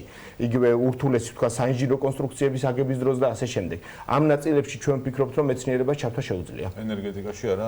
მათ შორის რა თქმა უნდა ენერგეტიკაში. რა გამოცდილება დააგროვეთ ამ პერიოდს ან თქვენ ახსენეთ რომ ევროპაშიც გამოწვევაა ხო აი ვისთან თანამშრომლობთ თქვა ნუ ზიად აი რა ტიპის გამოცდილება გაქვთ უკვე დაგროვებული და მიდის თუ არა თქვა ევროპაშიც იგივე ფაზიდან მიმართულებით რომ ბიზნესთან რაღაცნაირად კავშირი იყოს ამ სამეცნიერო კვლევებთან. რა თქმა უნდა თქვენ იცით რომ რამდენიმე კვირის წინ საქართველოს გახდა ევრაქსესის წევრი ეს გახლავთ კვლევებისა და ინოვაციების ევროკომისიის სტრუქტურა ერთ-ერთი უმნიშვნელოვანესი სტრუქტურა ამას ხშირად ვამბობთ ხოლმე რომ ჩემპიონთა ლიგაში შევედით ასე ვთქვათ მაგრამ ეს არის ძალიან დიდი გამოწვევა და ვალდებულებები თავისთავად თქვენ კარგად იცით რომ ევროკავშირი პერიოდულად ქართულ მეცნიერებას აწვდის რეკომენდაციებს მათ შორის ძალიან ცნობილია 23 რეკომენდაცია საიდანაც პრაქტიკულად 7 ეხება სწორედ კომერციალიზაციის ნაწილს ანუ ყველაზე სუსტი ნაწილი ასე ვთქვათ ქართული მეცნიერების არის სწორედ კომერციალიზაციის ნაწილი Horizon 2020-ის პროექტები Horizon 2020-ის გაგრძელება Horizon Europe მთლიანად კონცენტრირებული იქნება გამოყენებით კვლევებზე ამიტომ ძალიან იმედით უყურებთ იმ ნაწილს რომ ევრაქსესში ჩართულობა საშუალებას მოგცემს რომ გამოცდილება ამ მიმართულებითაც ევროპელებისგან ავიღოთ წარმატებას გისურვებთ დღეს გაფორმებას. ეს დავამატებ რომ თავარი ესე ტიპის კომუნიკაციაში არის ის რომ ახალგაზრდა ადამიანს რომელსაც დღეს რომელიც დღეს შეიძლება ნიჭიერი ადამიანია პოტენციურად, მას შეიძლება კვლევებში ჩართვის შესაძლებლობა სრული კონდეს, თუ ის პერსპექტივას ვერ დაინახავს, რომ ამ კვლევების შედეგი დადგება და რაღაცა უგუგება ეკრება ცხოვრებაში, ხო? ადგება და წავა და ისწავლის ისევ ბიზნეს ადმინისტრირებაზე და ასე შემდეგ, ხო? და აი ეს ბიზნეს ადმინისტრირების მაგისტრები იმდენი ყავს ამ ქვეყანაში, ხო, უკვე ძალიან ბევრია, აღარ გჭირდება ხალხო და ჩვენ პრობლემა შეიქმნა იქ, რომ ჩვენ თუნდაც გვაქვს კარგი სკოლები. იგივე ეგრეთ წოდებული კომაროვის სკოლა თუ ვეკუას სკოლა და ამ შემდეგ ხო ვეკუას სკოლი დავიწყე პირველი ნამდვილად კონტინენტური ვეკუას სკოლა დამთავრებული ბოდიში ჩემს სკოლასთან მაგრამ ეს ბავშვები რომ ამთავრებენ იმის გამო რომ პერსპექტივა ვერ ხედავდნენ ბოლო 30 წლის განმავლობაში მიდიოდნენ ისევ ბიზნესში მიდიოდნენ იგივე მათემატიკის ფაკულტეტიდან მიდიოდნენ მერე ბანკებში მუშაობდნენ 90-იანებში და შემდეგ მერე წავიდნენ სხვა მიმართულებით ანუ პრობლემა ის არის რომ ჩვენ მთელი თაობის წყვეტა გვქონდა და პრობლემა შეიქმნა ის, რომ მეცნიერებაში ახალგაზრდები ძალიან ცოტაა, არის საშუალო ასაკზე მაღალი ადამიანები, საშუალო მაღალი ადამიანები, რომლებიც თავის დროზე საბჭოთა კავშირის დროს იყვნენ კვლევების ჩართული და მაშინ კომერციალიზაცია კვლევების არ ხდებოდა. შესაბამისად, ჩვენ გვჭირდება ცოტა ამ მიმართულებით გარდატეხვა, მენტალიტეტის გარდატეხვა, რატო? იმიტომ რომ პირველი ადამიანს გაუჩნდეს, ახალგაზრდა ადამიანს გაუჩნდეს мотиваცია, რომ დარჩეს. რომ დაინახოს, რომ ის თუ რაღაც კარგს გააკეთებს, ეს კარგი ბაზარზე გაიყიდება და შეიძლება იმაზე მეტი მიიღოს, ვიდრე ბიზნეს ადმინისტრებას რომ დაამთავრებს და რაღაც კლერკად იმუშავებს რომელიმე ბანკში. ხო, ეს არის მთავარი და თუ ჩვენ ამას მივახცევთ, იქნება ძალიან კარგი. და ამით მეცნიერებაც უფრო მომხიბვლელი გვინდა რომ გახდეს როგორც პროფესია, იმიტომ რომ ფიზიკურად რაც ლევანმა თქვა, პრაქტიკულად ხით ჩატეხილობის პრობლემა გვაქვს. შუათაობა საქართველოს ტერიტორიაზე ისეთი რომლებიც მაღალი კლასის მეცნიერებას ქმნიან ძალიან ცოტა გვყავს, ამიტომ ძალიან მნიშვნელოვანია რომ ახალი თაობის ჩართულობა გავაძლიეროთ, სხვა გზა უბრალოდ არ გვაქვს. რაც ლოგიკურად და ბუნებრივად მოცემულობამ შექმნა, ხო? რა თქმა უნდა. იმედი მაქვს რომ პირველ შედეგებსაც აუცილებლად გაგვისევებს. დღეს იწყება, შეიძლება ითქვას ეს მრავალეტაპიანი თანამშრომლობა მემორანდუმის გაფორმებით, რომელიც ბიზნეს ასოციაციასა და შესაბამისად ფონდს შორის შედგება. მადლობა თქვენისთვის რომ იყავით ჩვენთან ერთად. ლევან მეფხვაძეს, საქართველოს ბიზნეს ასოციაციის აღმასრულებელ დირექტორს და ზვიად გაბისონია, საქართველოს ეროვნული სამეცნიერო ფონდის გენერალური დირექტორს მასპინძლობდით საქმიანი დილის ეთერში. ხოლმე ამ ასოციაციის წევრები Forbes-ისთვის ძალიან საინტერესო ისტორიების ინსპირაცია არაერთხელ გამხდარა და იმედია მომავალშიც მოსაყოლის კითხვისათვის ბევრს მოგცემენ. Forbes რომ რეიტინგები უყვარს, ამაში დიდი ხანია დავრწმუნდით. ქართული გამომცემლობა 2019 წლის პირველი 9-ის ყველაზე პოპულარული სტატიების რეიტინგს აქვეყნებს და საინტერესო ამჯერად ყველაზე მეტად საზოგადოების ყურადღება რომელმა სტატიებმა მიიპყრო და მოდით გადავხედოთ ჩამონათვალს. Forbes-ში 2019 წლის პირველი 9-თვის ყველაზე კითხვადი სტატიებია. ან აკლია ან არა. Forbes-ის მთავარი რედაქტორის გიორგი ისაკაძის ედიტორიალმა TBC ბანკში განვითარებულ მოვლენებზე მე-10 ადგილი დაიკავა. სტატიამ ვებზე 6000-ზე მეტი ნახვა და 3100-ზე მეტი გაზიარება დააგროვა. მეხუთე მუხლი, მეხუთე ფლოტი, მეხუთე თაობა, მეხუთე ელემენტი. საქართველოს ნატოში გაწევრიანების პერსპექტივებით 7000-ზე მეტი ადამიანი დაინტერესდა, ხოლო 4700-მა ის გააზიარა კიდეც. ალექსი პეტრიაშვილის ბლოგპოსტი საერთო რეიტინგში მე-9 ადგილზეა. 7000-ზე მეტი ნახვითა და 5300-ზე მეტი გაზიარებით მერვე ადგილს ციფრული მარკეტინგის ქართული სააგენტოს Redberry-ის სიახლე იკავებს, რომელმაც საქართველოს კაპიტალისგან 3.200.000 ამერიკული დოლარის ინვესტიციის მოზიდვის შესახებ განაცხადა. რეიტინგშია ნინო ზამბახიძის გამოსვლა თეთრ სახლში. სტატიას 8000-ზე მეტი ნახვა და 5700-ზე მეტი გაზიარება აქვს. 100,000 ლარზე მაღალი წლიური ხელფასი საქართველოში მოსახლეობის მხოლოდ 0.21%-ს აქვს. შოთა ტყეშალაშვილის სტატია Forbes-ის აგვისტოს-სექტემბრის ნომრიდან მე-6 ადგილზე 8000-ზე მეტი ნახვი და 4300 გაზიარებით მოხვდა. ხუთეულს 2020 წელს დაგეგმილი დღგ-ს მნიშვნელოვანი ცვლილებების პირველადი ანალიზი ხსნის. გელა ბარშოვის მოსაზრება საგადასახადო კოდექსში დაგეგმილ ცვლილებებთან დაკავშირებით 11000-მა ადამიანმა გადაავლო თვალი, 7900-ზე მეტმა კი ის გააზიარა. Forbes-ის ქართული რეიტინგები კვლავ განსაკუთრებული ინტერესით სარგებლობს. საქართველოს ყველაზე შემოსავლიანი კომპანიების ვინაობით 20000-ზე მეტი ადამიანი დაინტერესდა, ხოლო 11200-მა ის გააზიარა კიდეც. სამეულშია Forbes-ის კიდევ ერთი რეიტინგი. საქართველოს ყველაზე მომგებიანი კომპანიების ასეული 20000-ზე მეტმა ადამიანმა ნახა, ხოლო 13700-მა ის გააზიარა. საქართველოს უმსხვილესი კომპანიების ათეულით კი 32000-ზე მეტი ადამიანი დაინტერესდა. Forbes-ისა და Grant Thornton-ის პირველი ქართული რეიტინგი თითქმის 17000 გამზიარებლითაა წარმოდგენილი. და ბოლოს, 9 თვის მონაცემებით Forbes-ის ყველაზე კითხვადი სტატია განათლებას ეხება. რამდენად აკმაყოფილებენ ქართული უმაღლესი საგანმანათლებლო დაწესებულებები საერთაშორისო სტანდარტებს. Forbes-ის ანალიტიკა რეიტინგში პირველ ადგილს 40000-ზე მეტი მკითხველითა და 23000-ზე მეტი გამზიარებლით იკავებს.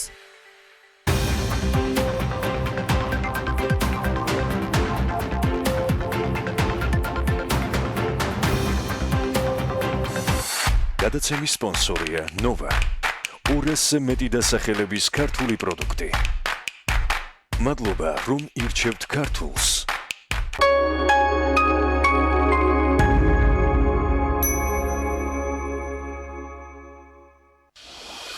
სამზარეულოს პროფესიონალური დანადგარები და ელექტრომოწყობილობები. ჭურჭლის და აქსესუარების მრავალფეროვანი არჩევანი. მაგიდის სერვირება სასტუმროებისთვის და რესტორნებისთვის. გასტროტეკი, ყველაფერი პროფესიონალური სამზარეულოსთვის. დაგვიკავშირდით ნომერზე 295 66 33. ბავშვის ჯანსაღი კვება ყველა მშობლისთვის მნიშვნელოვანია. ჩემი შვილებისთვის რთული იყო სასარგებლოსა და სასურველს შორის არჩევანის გაკეთება. სანამ ჩემს ოჯახში ბარამბინოს შოკოკრემი არ გამოჩნდებოდა.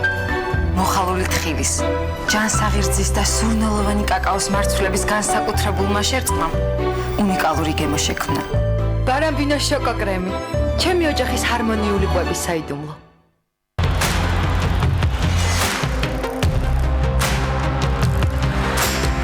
სწორად შერჩეული წყალი სწრაფად აღადგენს წყლის ბალანსს თქვენს ორგანიზმში ფიზიკური აქტივობის დროს. ბაკურიანი სპორტი, ვარჯიშის მთავარი წესი. ძველად მაიასტომებს მზის შეგროვება შეეძლოთ. ამიტომ ისინი ყოველთვის კარგ განწყობაზე იყვნენ და ჩვენც ვიქნებით. ჩვენ ხომ ზუსტად ის მზე გვაქვს. სანდორა. ის მზის ენერგიას ხილიდან იღებს, რათა თქვენ კარგი განწყობა შეინარჩუნოთ. აიმაღლე განწყობა. Let's go.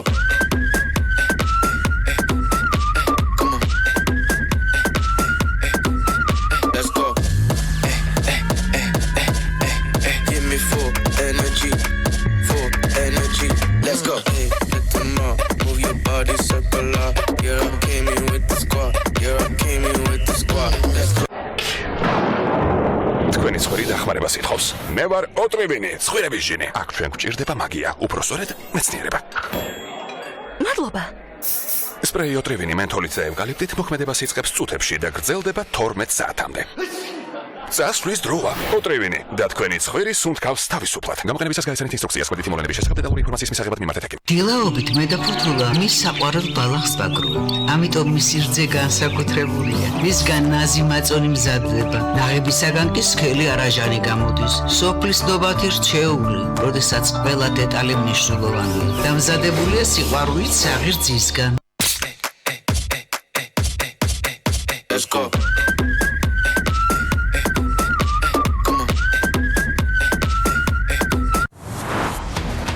დარეგისტრირდი ევროპაბეტზე ახლავე და მიიღე G-კლასის გათამაშების ბილეთები უფასოდ.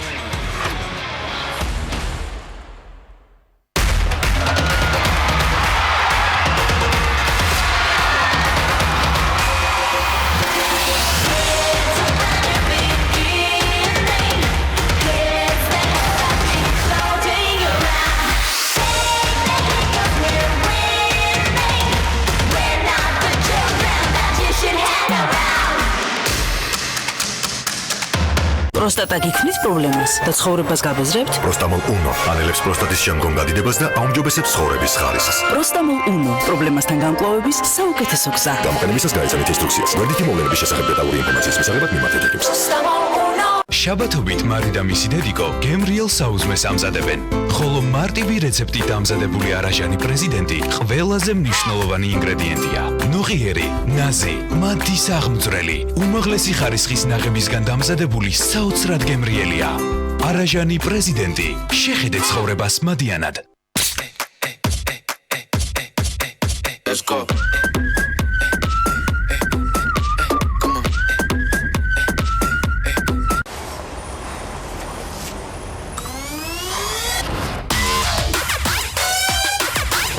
Pulse. დაიმოხდე. მეტეორიზმი? ეს მხოლოდ მუცელს კი არ ეხება. ეს უამრავი შეგრძნება ერთად. შებერილი მუცელი თავდაჯერებულობას გაკარგვინებთ. მიიღეთ ეს მიზანი, რომელიც სწრაფად და ეფექტიან აჩლის აირის ბუშტოკებს. გამოყენებისას გაიცანით ინსტრუქციას გვერდით მოვლენების შესახებ დეტალური ინფორმაციის მისაღებად მიმართეთ ექიმს.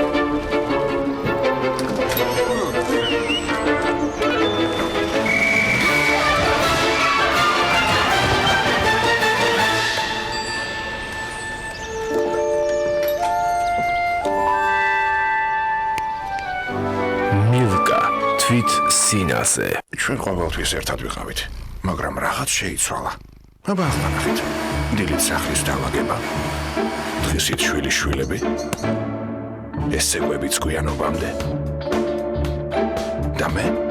ვოლტარენ ემუგელი 2%-იანი აღწევს ღრმად ანთებით ქსოვილებში. შეიცავს აქტიური ნივთიერების ორმაგ კონცენტრაციას, ამსუბუქებს ტკივილს და ამცირებს ანთებას დილიდან საღამომდე. დაიწყეთ დღე ქრონიკული ტკივილის გარეშე ვოლტარენ 2%-იანთან ერთად. გამოყენებისას გაიცანით ინსტრუქციას გვერდითი მოვლენების შესახებ დეტალური ინფორმაციის მისაღებად მიმართეთ ექიმს.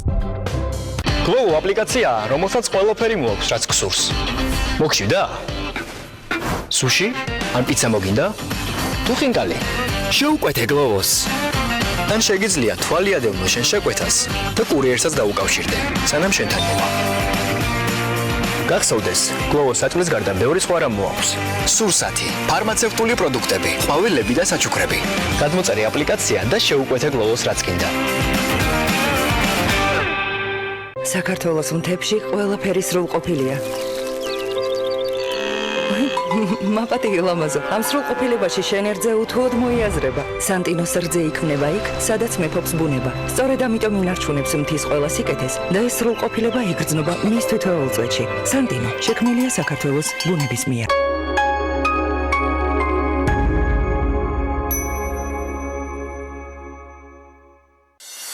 გადაცემის სპონსორია ნოვა.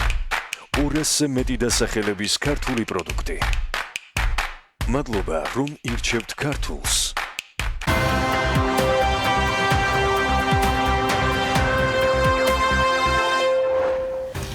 საქართველოს ეროვნული ბანკის ვიცე-პრეზიდენტი არჩილ მესტურიშვილი 2020 წლის სახელმწიფო ბიუჯეტის შესახებ დასკვნას პარლამენტში დღეს წარადგენს. სოფლიო ბანკი რეფორმების განხორციელების პროცესში საქართველოსთან თანამშრომლობას განაგრძობს. საქართველოს პურის მრეწველთა კავშირის ხელმძღვანელის მალხაზ დოლიძის განცხადებით წელს პურის ფასი 10 თეთრის ფარგლებშია გაზრდილი, თუმცა ამ ეტაპზე ფასის დამატებითი ზრდა მოსალოდნელი არ არის. შინაგან საქმეთა სამინისტრო 270 ავტომობილის შეძენას გეგმავს, რისთვისაც ჯამურად 19,674,750 ლარია გამოყოფილი. შესაბამისად, კონსოლიდირებული ტენდერები უკვე გამოცხადებულია. სანქციების მიუხედავად რას ავიაციამ მოსკოვი ქუთაისის ფრენის ლიცენზია გასცა, რამდენიმე რუსული სააგენტო წერს, რომ საქართველოსთან ავიამიმოსვლა აღდგება, თუმცა საბოლოოდ ეს ხმები არ დასტურდება. ევროკავშირმა და ბრიტანეთმა ბრექსიტის შეთანხმებას მიაღწიეს. ამის შესახებ ევროსაბჭოს პრეზიდენტმა ჟან-კლოდ იუნკერმა განაცხადა, ინფორმაცია დიდი ბრიტანეთის პრემიერ-მინისტრმა ბორის ჯონსონმაც დაადასტურა. საქართველოში დიდი სამზადისია 22-23 ოქტომბერს თბილისის საქართველოს მთავრობის ორგანიზებით რიგით მესამე აბრეშუმის გზის ფორუმს უმასპინძლებს. ფორუმი აზიისა და ევროპას შორის პოლიტიკური, ეკონომიკური და კულტურული კავშირების გაძლიერების მნიშვნელოვანი შესაძლებლობა იქნება და ის მიზნად სადისკუსიო პლატფორმის შექმნას ისახავს, სადაც აბრეშუმის გზის ინიციატივის ფარგლებში საერთაშორისო ორგანიზაციების და კერძო სექტორის წარმომადგენლები განიხილავენ ერთმანეთთან თანამშრომლობის გაღრმავების პერსპექტივებს. წელს აბრეშუმის გზის ფორუმი ფორუმის 60-მდე სხვადასხვა ქვეყნის 2000-მდე მონაწილეს უმასპინძლებს, რომელთაც საშუალება ექნებათ განხილული საკითხები, როგორიცაა გლობალური ეკონომიკის გამოწვევები, ხელოვნური ინტელექტის მზარდი როლი, ტრანსპორტი, ვაჭრობა, ენერგეტიკა, საინვესტიციო შესაძლებლობები თუ სხვა. სტუმარი გვერდება ამ თემაზე გენადი არველაძე, ეკონომიკის მინისტრის მოადგილე. დილამშვიდობს, ბატონო გენადი, მადლობა რომ ხართ ჩვენი გადაცემის სტუმარი. შექმნილია უკვე სპეციალური შტაბი, რომელიც ამ საორგანიზაციო საკითხებს, ასე ვთქვათ, აგვარებს და ყურადღებას აქცევს. თქვენ ხელმძღვანელობთ ამ შტაბს, ამ შტაბის მუშაობაზე რომ გითხრათ, ანუ რა ტიპის სამუშაოს ახორციელებთ ახლა, დღეს უკვე სად ვართ, არის თუ არა ყველაფერი მზად 22-23 ოქტომბრისთვის? კიდევ ერთხელ მოგესალმებით, მივესალმებით თქვენს ტელემაყურებელს, მადლობა სტუდიაში მოწვევისთვის. მე აქვე მოგახსენებთ, როგორც თქვენ აღნიშნეთ, რომ უკვე მესამედ იმართება აღნიშნული ფორუმი, თბილისის აბრეშუმის გზის ფორუმი, რომელიც არის საერთაშორისო მასშტაბის, ჩვენ გვაქვს მაღალი რანგის სტუმრების დასწრება, როგორც კერძო სექტორიდან, ასევე სამთავრობო სექტორიდან, სხვადასხვა ქვეყნებიდან. ძალიან მნიშვნელოვანია, რომ ამ კუთხით მისი მასშტაბიდან გამომდინარე ჩვენ შევქმნით შტაბი, დაახლოებით 1 კვირის წინ გაიხსნა, რაც უფრო მეტად უზრუნველყოფს, რომ კოორდინირებულად ვაწარმოოთ ის სამზადისი, რომელიც ამ ფორუმთან დაკავშირებით უნდა განხორციელდეს ამ მომავალ დღეების განმავლობაში. თქვენ ალბათ ნახავდით ქუჩებში, რომ უკვე დაბრენდვა აღნიშნული ფორუმის დაწყებული არის, ქუჩებში გამოფენილია შესაბამისი ანონსი, თუ როდის გაიმართება. როგორც იცით, რომ ლოკაცია გვაქვს 3 ლოკაცია, ეს ლოკაციები იქნება ოპერისა და ბალეტის სახელმწიფო თეატრი, ასევე არის ბილტმორის სასტუმრო და სასტუმრო რედისონი. მასშტაბურობა ამ ღონისძიების ბევრად გაზრდილია წელს, შესაბამისად ლოკაციებიც დაემატა, თუ მანამდე იყო 2 ლოკაცია, წელს უკვე გვაქვს 3 ლოკაცია, რადგან გვაქვს ასევე ამ ფორუმის ფარგლებში სხვადასხვა ღონისძიებები, რომელსაც ახორციელებს როგორც ევროპის ღონისძიებებზე მინდა რომ ეხლა ეტაპობრივად მივყვეთ. ჩვენ ძალიან ბევრი თემა დავასახელეთ, რაზეც აქცენტს აკეთებს მესამე აბრეშუმის გზის ფორუმი, რომელიც თბილისში იმართება.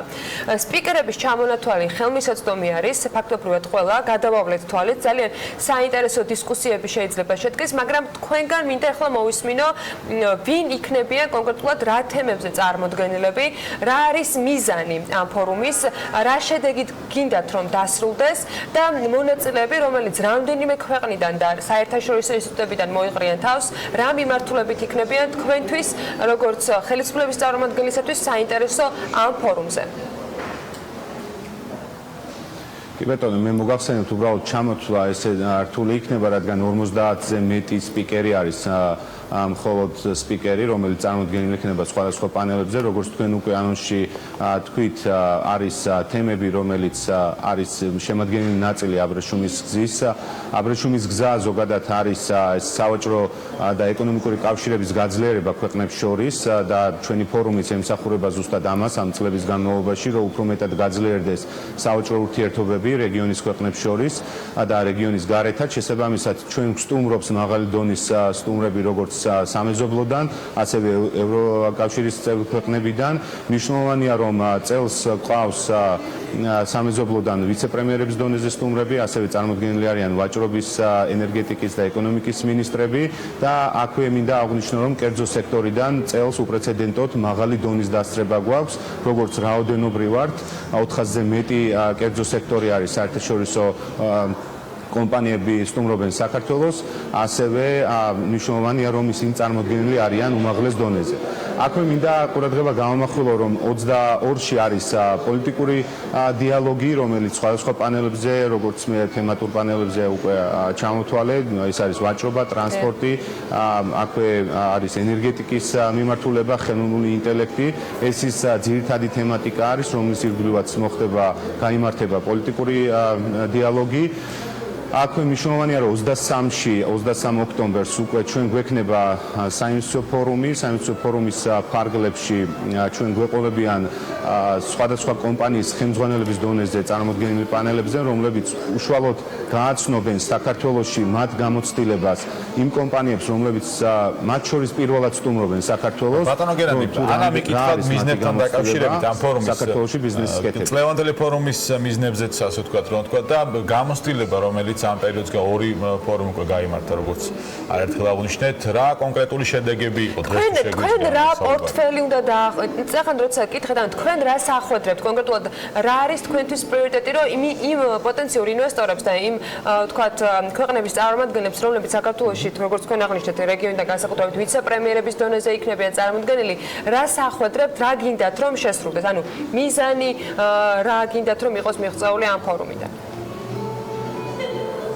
პირველ რიგში ფორუმი ატარებს ცნობიერების ამაღლებისთვის, ქვეყნის ცნობიერების ამაღლებისთვის მნიშვნელოვან ნაწილს, სადაც ხდება საქართველოს რეფორმების შესახებ ცნობიერების ამაღლება, იმ ბიზნეს გარემოს შესახებ, რომელსაც საქართველო თავაზობს და ასევე ის პლატფორმა, რომელიც საქართველოს ქმნის რეგიონში, როგორც დამაკავშირებელს აზიასა და ევროპას შორის, რომ მათ გამოიყენონ საქართველო მათი წარმოებებისთვის, გადმოიტანონ აქ წარმოებები და უზრუნველყონ წვდომა იმ ბაზრებზე, რომელთანაც საქართველოს აქვს თავისუფალი ვაჭრობის შეთანხმებები გაფორმებული.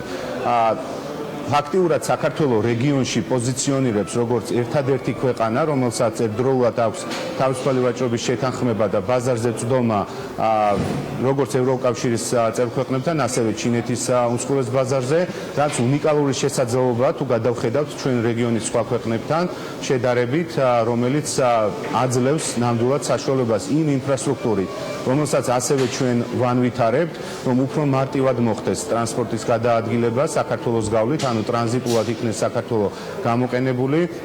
ასევე მნიშვნელოვანია ის, რომ ის ხარისხის ინფრასტრუქტურა, რომელიც ქვეყანაში ვითარდება, მაქსიმალურად იქნეს ათვისებული ის შესაძლებლობები, რომელსაც ჩვენ თავაზობთ თავისუფალი ვაჭრობის შეთანხმებებით და ასევე ის ბიზნეს გარემო, რომელსაც ჩვენ თავაზობთ მარტივი კეთება ბიზნესის საქართველოში, რომელიც არა მარტო ჩვენი რეფორმებით დასტურდება, არამედ ეს აღიარებული არის საერთაშორისო სარეიტინგო კომპანიების მიერ. ბატონო გენადი, გარდა ცნობადობის ამაღლების ამ ფორუმს პრაქტიკული დატვირთვაც აქვს, ხადია რომ იქ კონტაქტების გაცვლა, კომუნიკაცია ხდება, ხო, როგორც სამთავრობო, ასევე კერძო სექტორის დონეზე. ამიტომ გკითხეთ, აი კონკრეტული შედეგები, რაც 2015 წელს, 2017 წელს მივიღეთ. დღეს თუ არის გასახურდა, ან ვიღაც შემოვიდა ინვესტორი, ან თავისუფალ ინდუსტრიულ ზონაში, ან ნების მიერ სხვა, ასე ვთქვათ, შემხებლობაში ქვეყანასთან, ანუ თანამშრომლობის მემორანდუმები, რომელიც იმ წლებში გაფორმდა, რომელიმე თუ არის შესრულებული.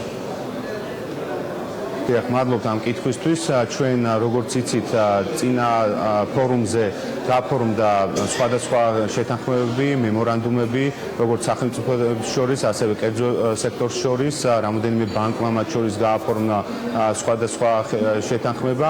ასევე აქვე მინდა აღვნიშნო, რომ ისევ შარშან წინ, ანუ 2017-ში გაიმართა ორმხრივი შეხვედრები, რომელსაც ჰქონდა გარკვეული პოზიტიური შედეგები ბიზნესებს შორის კავშირების დამყარების. წელს უკვე ჩვენ უფრო მეტად გავმართეთ ის პლატფორმა, რომელიც აძლევს საშუალებას დარეგისტრირებულ კერძო სექტორის წარმომადგენლებს, რომ მათ უშუალოდ პირადად დანიშნონ ეს შეხვედრები, ანუ B2B პლატფორმა არის შექმნილი სპეციალური, რომელიც იძლევა საშუალებას დღეს უკვე გვაქვს ჩვენ 300-ზე მეტი ორმხრივი შეხვედრა ბიზნესებს შორის დანიშნული, რომელიც მე დარწმუნებული ვარ, რომ აღნიშნული პლატფორმის შექმნით და შესაძლებლობის შექმნით კომპანიები შეძლებენ დაამყარონ კავშირები და გააძლიერონ ის ბიზნეს ურთიერთობები, რომელიც დღეს არსებობს საქართველოს ბიზნესსა და სხვა ქვეყნის ბიზნესებს შორის.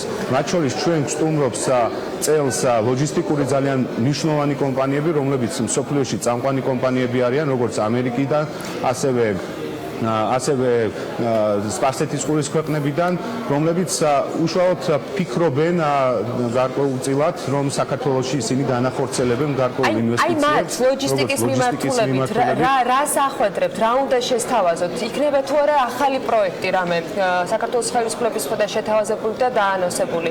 იქნება თუ არა მაგალითად საუბარი იგივე ანაკლიის პროექტთან დაკავშირებით, რომელიც წინა ფორუმებზე იყო საკმაოდ მნიშვნელოვანი თემა. თქვენ რა ახალ თემატიკას შესთავაზებთ პოტენციურ ინვესტორებს და პარტნიორებს, რომელიც საქართველოს როგორც სატრანზიტო, სატრანსპორტო, სავაჭრო მიმართულებით შეიძლება რომ მომავალში განიხილავდეს ძალიან მნიშვნელოვან საინვესტიციო გარემოთ.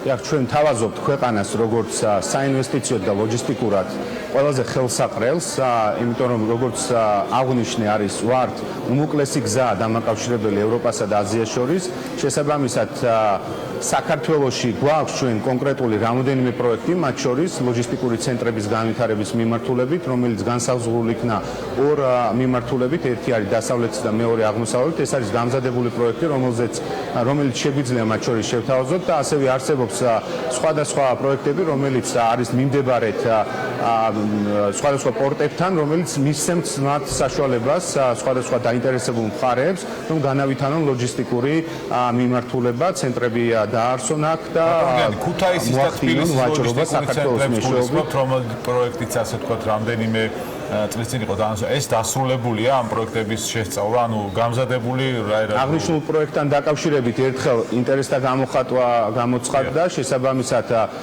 მოხდა ინტერესთა გამოხატვიდან გამომდინარე რაღაც გარკვეული კორექტირება და ეხლა მიმდინარეობს ის პროცესი, რომ დაიხვეწოს და ახალი ინტერესის გამოხატვა მოხდეს აღნიშნულ პროექტებთან დაკავშირებით. დიდი მადლობა გენადი არულაძე, ეკონომიკის მინისტრის. თუმცა ჩვენ არ ვართ შეზღუდული მხოლოდ ამ ორი პროექტები ძალიან ბევრად მეტი გვაქვს და ეს პროექტები ყველა ინვესტორს წარედგინება ინდივიდუალურად მათი ინტერესიდან გამომდინარე. ხელმისაწვდომობიდან გამომდინარე ჩვენც აუცილებლად მოვუყვებით ჩვენს მაყურებელს ამ პროექტების შესახებ. მადლობა ამისთვის, რომ საუბრობდით საქმიანი დილის ეთერში. მადლობა თქვენი დროისათვის. გენადი არულაძე ეკონომიკის მინისტრის მოადგილე იყო პირდაპირ ეთერში. ყოველი წლის 17 სექტემბერს მსოფლიოს სიღარიბესთან ბრძოლის საერთაშორისო დღეს აღნიშნავს. ამ დღესთან დაკავშირებით ევროსტატმა სიღარიბის სტატისტიკაც განაახლა. ევროკავშირის ქვეყნების რა რაოდენობის მოსახლეობა სიღარიბის რისკის ქვეშ და რომელ ქვეყნებში არის მაჩვენებელი ყველაზე მაღალი. დაპირებისამებრ ანუკა ჯოხაძესთან ერთად უნდა განვავრცოთ ეს თემა, რომელიც ახლა პირდაპირ ეთერში გვერდება ანუკა დილამშვიდობისა. ანა დილამშვიდობისა. ევროსტატის მონაცემებით ყოველი მეხუთე ევროპელი, საუბარია დაახლოებით 109 მილიონ ადამიანზე 2018 წელს სიღარიბის რისკის ქვეშ იყო. ეს ის ადამიანები არიან, რომელთაც დაბალი შემოსავალი და მძიმე მატერიალური მდგომარეობა აქვთ. სიღარიბის რისკის ქვეშ მყოფი ადამიანების რაოდენობა გასულ წლებთან შედარებით შემცირებულია. 2018 წელს ევროკავშირის ქვეყნებში სიღარიბის რისკის ქვეშ მყოფი ადამიანების რაოდენობამ 21.7% შეადგინა. ეს მაჩვენებელი 2008 წელთან შედარებით 2%-ით, ხოლო 2017 წელთან შედარებით 0.7%-ით არის შემცირებული. ყველაზე მაღალი სიღარიბის დონე ევროკავშირის ქვეყნებში კი 2012 წელს დაფიქსირდა. რომელი ქვეყანა გამოირჩევა სიღარიბის რისკის ქვეშ მყოფი მოქალაქეების სიმრავლით ამ სტატისტიკით და ალბათ საინტერესოა საპირისპიროდ რომელ ქვეყნებში ეს მაჩვენებელი ყველაზე დაბალი ამავე დროს. ანა, ყველაზე მაღალი სიღარიბის რისკით ბულგარეთი გამოირჩევა, სადაც 2018 წელს ქვეყნის მოსახლეობის მეოთხედზე მეტი სიღარიბის რისკის ქვეშ იყო. ბულგარეთს კი რუმინეთი მოსდევს 32.5%-იანი პუნქტით, ხუთეულში ასევე საბერძნეთი, ლიეტუვა და ლიტვა. თუმცა არც თუ ისე სახარბიელო მდგომარეობა აქვთ ამ კუთხით იტალიასა და ესპანეთს. ხოლო ახლა რაც შეეხება მათ, ვისაც ამ მიმართულებით ყველაზე დაბალი მაჩვენებელი აქვს. ამ შემთხვევაში ლიდერობს ჩეხეთი, აქ მოსახლეობის მხოლოდ 12.2%-ია ღარიბი. მას კი ისეთი ქვეყნები მოსდევენ, როგორებიცაა სლოვენია, სლოვაკეთი, ფინეთი და ნიდერლანდები. ამ ქვეყნებში სიღარიბის რისკის ქვეშ მყოფი მოსახლეობა დაახლოებით 20%-ზე ნაკლებია. და პრინციპში განსაკუთრებით საქართველოსთვის საინტერესო უნდა იყოს ისეთი ქვეყნების მაგალითები, რომლებიც ბოლო წლების განმავლობაში აჩვენეს წინსვლა ან უკუსვლა და რა მიზეზებით შეიძლება იყოს ეს განპირობებული, ალბათ საინტერესო საკვლევი იქნება. სად შემცირდა ჯამში სიღარიბის რისკის ქვეშ მყოფი ადამიანების რიცხვი ყველაზე მეტად და ან პირიქით ზრდა სადაფიქსირდა? ანა, ნამდვილად საინტერესო კითხვაა. ბოლო 10 წელიწადში ყველაზე დიდი შემცირება მიუხედავად იმისა, რომ ბულგარეთში ყველაზე მეტი სიღარიბის რისკის ქვეშ მყოფი ადამიანი ცხოვრობს, მაინც ამ ქვეყანას აქვს. ხოლო ყველაზე დიდი ზრდა ლუქსემბურგმა აჩვენა. ბულგარეთში სიღარიბის რისკის ქვეშ მყოფი მოსახლეობის რაოდენობა 44.8%-დან 32.8%-მდე შემცირდა, ხოლო ლუქსემბურგში 10 წლის განმავლობაში ეს მაჩვენებელი 15.5%-დან 21.9%-მდე გაიზარდა. საინტერესოა ისიც, რომ ევროკავშირში ყოველი მე-17 მცხოვრები მძიმე მატერიალურ მდგომარეობაშია. ამ კატეგორიაში მოხვედრილი ადამიანები ვერ ახერხებენ გადაიხადონ ბინის ქირა, კომუნალური გადასახადები ან წავიდნენ დასასვენებლად. და ბოლოს, გავიხსენოთ საქართველოს 2018 წლის სტატისტიკაც. გასულ წელს სტატისტიკის მონაცემებით სიღარიბის აბსოლუტურ ზღვარს ქვემოთ მყოფი მოსახლეობის წილი 20.1% იყო. 2018 წელს ქალაქში ეს მაჩვენებელი 18%-ს, ხოლო სოფლად 23.1%-ს უტოლდებოდა.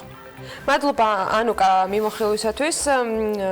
ახლა სარეკლამო პაუზა გვაქვს წინ, გადავხვდეთ იქამდე გრძელვადიანი ამიდის პროგნოზს და რამდენიმე წუთში უკვე საქმიანი დილის ანალიტიკის დრო დგება.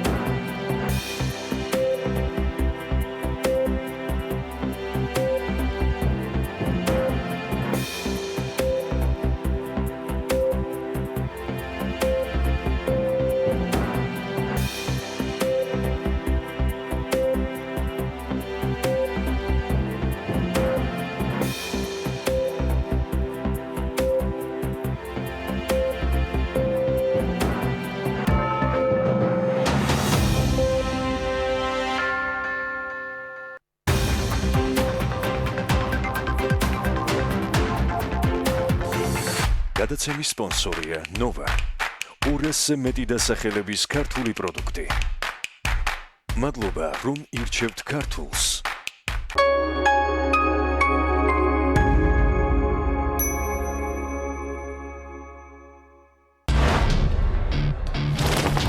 ხანდახან დაფიქსდი ხოლმე. დაილებრამს. მე ხო გითხარ 91 ეგრედან.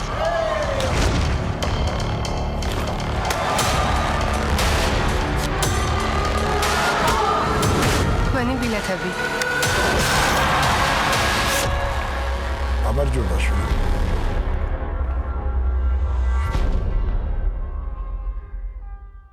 პრეტესტში ოცლარად გადაამოწმეთ თქვენი ავტომობილის მზაობა ტექნიკური ინსპექტირებისთვის. დაუმართავობის შემთხვევაში ვაგვარებთ გამონაბოლქვის, მუხრუჭების, მაშუქების და სხვა პრობლემებს. სურვილი შემთხვევაში თავად გავატარებთ ინსპექტირებას. დაგვიკავშირდით 568 680 840.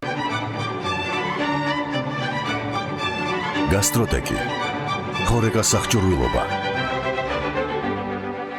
ყველაფერი პროფესიონალური სამზარეულოსთვის. გასტროტეკი. თბილისი, წერეთლის 76. შეიძინეთ VIP აპარტამენტები Dark Tower-ის ყველაზე მასშტაბურ პროექტში, ბათუმში, ზღვის პანორამული ხედით და გამორჩეული არქიტექტურით. კომპლექსის მმართველობაში შემოდის საერთაშორისო ბრენდი Ramada Plaza by Windham-ის ჯგუფი. აქციეთ შეძენილი სახლის შემოსავლის წყაროდ, ან თავად იცხოვრეთ გამორჩეულად. ნებისმიერი საცხოვრებელი ბინის შეძენისას თქვენ მიიღებთ სახლის დიზაინის საჩუქრად. დაგვიკავშირდით. 3W Dar Building G.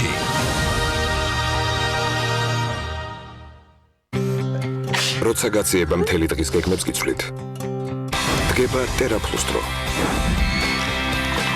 TerraPlus Extra სპორმაგი ძალა გეხმარებათ გრიპისა და გაციების სიმპტომებისგან გათავისუფლებაში. და თქვენ კვლავ თამაშში ხართ. Stop გაციება. TerraPlus-დროა. გამოყენებისას გაიცანით ინსტრუქციას. გვერდითი მოვლენების შესახებ დეტალური ინფორმაციის მისაღებად მიმართეთ ექიმს.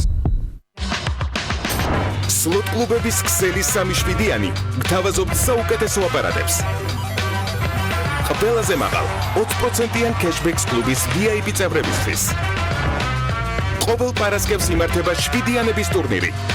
ყოველ ხუთშაბათს თამაშდება ფულადი პრიზები, 4 ახალი ავტომობილი და სუპერ პრიზი Toyota Prado. მეგა ჯეკპოტი 20,000 ლარი. სლოტ კლუბების ქსელი 3-7-იანი, შენი იღბლიანი რიცხვი. Let's go.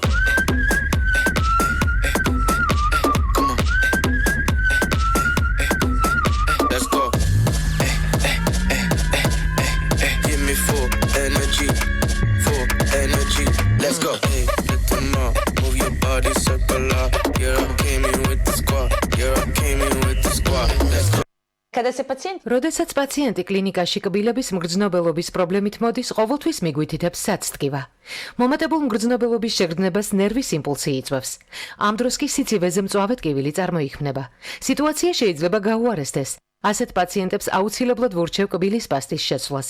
სენსოდინი ზემოქმედებს კბილის ნერვულ დაბოლოებებზე და ამცირებს მგრძნობელობას. როდესაც პოულობთ ასეთი პრობლემის გადაჭრის გზას, ცხოვრების ხარისხიც მკვეთრად უმჯობესდება. მზად ხარ? მის ოჯახთან შესახვედრად ამ მნიშვნელოვანი მოვლენისთვის. პირველი ჩახუტებისთვის. ჩვეულებრივი კბილის პასტისგან განსხვავებით, ახალი რევოლუციური ფორმულა Colgate Total ებრძვის ბაქტერიებს კბილებზე, ენაზე, ლოყებსა და ღრძილებზე და იცავს მათ 12 საათის განმავლობაში. იმისთვის რომ იყო აბსოლუტურად მზად. ახალი Colgate Total იყავი მზად ყველაფრისთვის. ჩვენ ყოველთვის ერთად ვიყავით, მაგრამ რაღაც შეიცვალა. აბა ახლა ნახეთ. დილით სახლის დაალაგება. დღისით შვილები. ესეგვებიც გვიანობამდე. და მე ვოლტარენ ემუგელი 2%-იანი აღწევს ღრმად ანთებით ქსოვილებში. შეიცავს აქტიური ნივთიერების ორმაგ კონცენტრაციას, ამსუბუქებს ტკივილს და ამცირებს ანთებას დილიდან საღამომდე. დაიწყეთ დღე ქრონიკული ტკივილის გარეშე ვოლტარენ 2%-იანთან ერთად. გამოყენებისას გაიცანით ინსტრუქციას გვერდითი მოვლენების შესახებ დეტალური ინფორმაციის მისაღებად მიმართეთ ექიმს. ორჯერ მეტი სარგებლის მისაღებად სანტეს გაწურული მაწონია საჭირო. ორმაგად სასარგებლო მაწონი 1 კილოში. დეტალები, რომელიც ერთად და ცალ-ცალკე ქმნის საერთო საქმეს. იმ ღირებულებებს, რომელსაც მოდუსის ქსელი უკვე 20 წელია ემსახურება.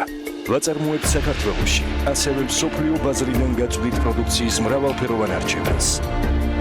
ჩვენი გუნდი გემსახურებათ უმაღლესი სტანდარტებით. ჩვენთვის მნიშვნელოვანია თქვენთან ურთიერთობა. მადლობა 20 წლიანი მეგობრობისთვის.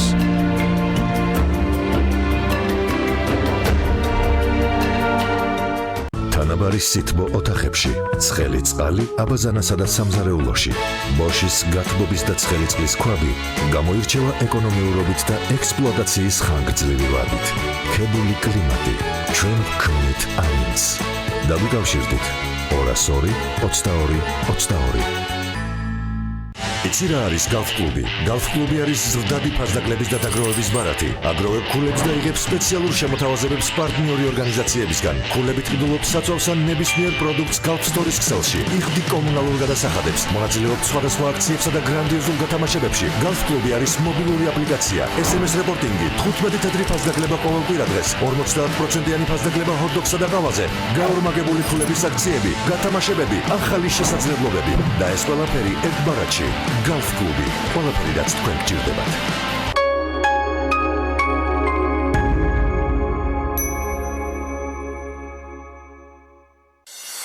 გადაცემის სპონსორია ნოვა. 200-ზე მეტი დასახელების ქართული პროდუქტი. მადლობა, რომ ირჩევთ ქართულს.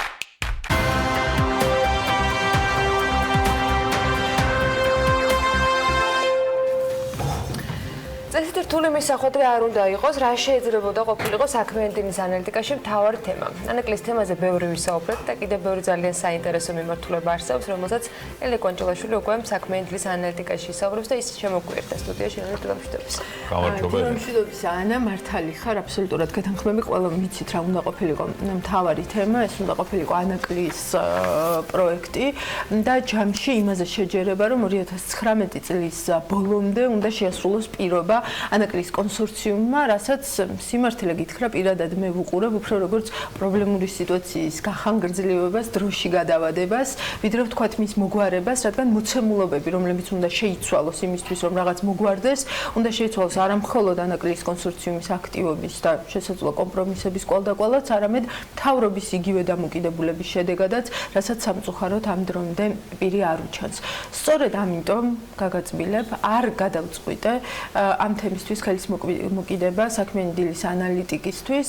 რაც შეეხება ანალიტიკას, იქ ვფიქრობ, რომ მაყურებელს შევთავაზო ერთგვარი ტაიმლაინი, რაც გვაქვს ამ დრომდე. ასეთი ანალიზი ამ ეთერშიც არაერთხელ გაგვიკეთებია და რადგან თავარ კითხვებზე პასუხები ჯერ კიდევ არ გვაქვს, სიმართლე გითხრა, მგონია, რომ ერთი და იგივეს ვიმეორებთ, უბრალოდ დრო გვეცვლება და რიგ შემთხვევებში ეთერიც მართლა ასეთი შთაბეჭდილება მრჩება. დღევანდელ თემას რაც შეეხება, შედარებით ახალ ინფორმაციაზე მინდა ვისაუბროთ საქმიანი დილის ანალიტიკაში, რომელიც საერთაშორისო სავალუტო ფონდმა შემოგთავაზა.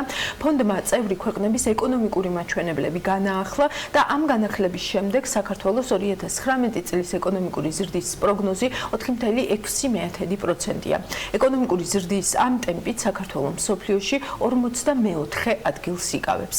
საინტერესოა ის ფაქტი, რომ თუ საქართველოს მთავრობის და საერთაშორისო სავალუტო ფონდის პროგნოზებს ერთმანეთს შევადარებთ, როგორც 2019 ისე 2020 წლისთვის, დავინახავთ, რომ ფონდი მთავრობაზე უფრო ოპტიმისტურად მიმდინარე წელს უყურებს.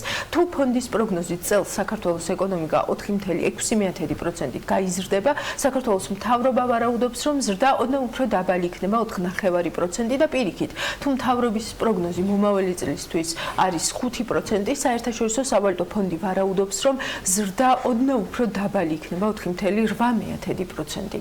როგორც ყოველთვის, ზრდის ამ მაჩვენებლებს მოჰყვება ხოლმე შეფასებები, მაღალია თუ დაბალია ეს ზრდა და ეს იქცევა ხოლმე მთავარ აქცენტად. სინამდვილეში მე თუ მკითხავთ, რბილად რომ ვთქვა, ძალიან არასწორია საკითხის ასე დაყენება, არ მგონია რომ საერთოდ გვაქვს იმის ფუფუნება, რომ თუნდაც ამ პროგნოზებიდან ყველაზე მაღალი ზრდის მაჩვენებელი 5% საკმარისად მივიჩნიოთ. ახლა ახსნათ რატომ.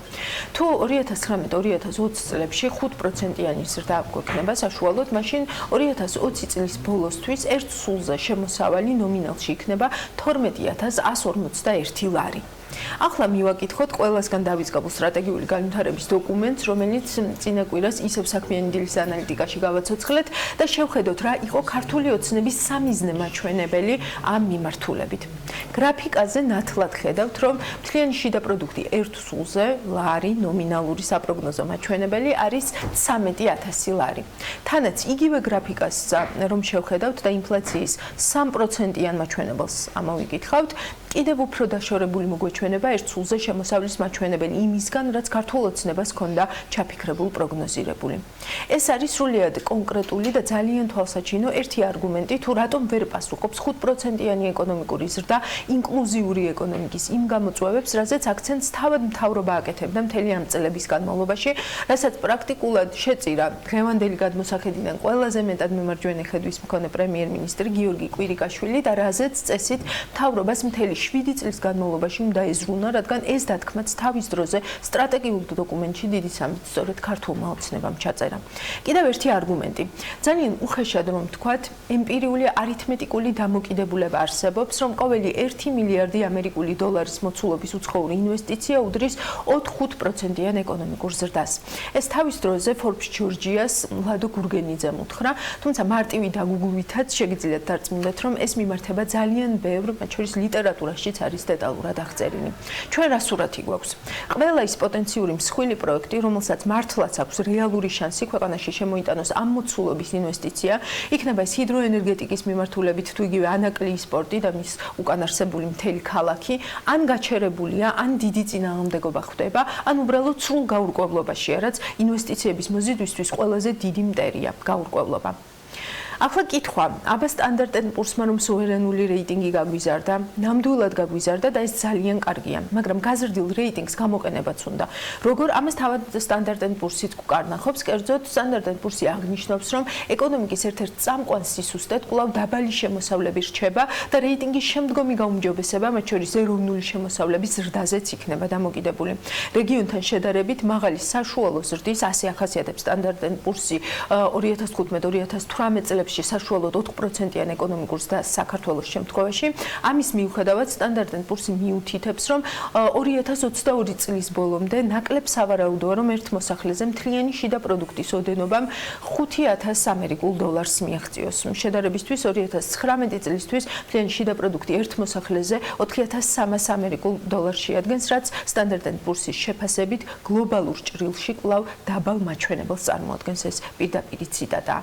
ესეც კიდევ ერთი არგუმენტი, რატომ არ გვაწყობს 5%-იანი ეკონომიკური ზრდა და რატომ არის ის მხოლოდ შედარებით კარგი მაჩვენებელი და არა საქართველოსთვის კარგი მაჩვენებელი. მოდი ახლა ისევ უშუალოდ საერთაშორისო სავალუტო ფონდის მიერ განახლებულ მაჩვენებლებს დავუბრუნდეთ. ისევ იმის საილუსტრაციოდ, რომ 5%-იან ეკონომიკურ ზრდას შორს ვერ მივყავართ. ორი ქვეყანა მინდა გამოვყო და ორივე ქვეყნის შემთხვევაში შევეცდები ახსნა, რატომ გამოვყობ კონკრეტულად ამ ორ ქვეყანას. პირველი ქვეყანა ეს არის რუანდა. საკმაოდ შორს საქართველოსგან. რუანდა ძალიან საინტერესო ქვეყანაა რამდენიმე მიმართულებით. პირველი, იმიტომ, რომ ყველაზე მსხვილი ბანკის კიგალის ფეხზე დაყენებაში საქართველოს ყოფილმა პრემიერმა ლადო გურგენიძემ მიიღო მონაწილეობა. კიგალიმ ლადო გურგენიძე თავმჯდომარედ 2009 წლის ოქტომბერში აირჩია. ზუსტად 1 წლის თავზე ბანკის აქტივები 29%-ით იყო გაზრდილი.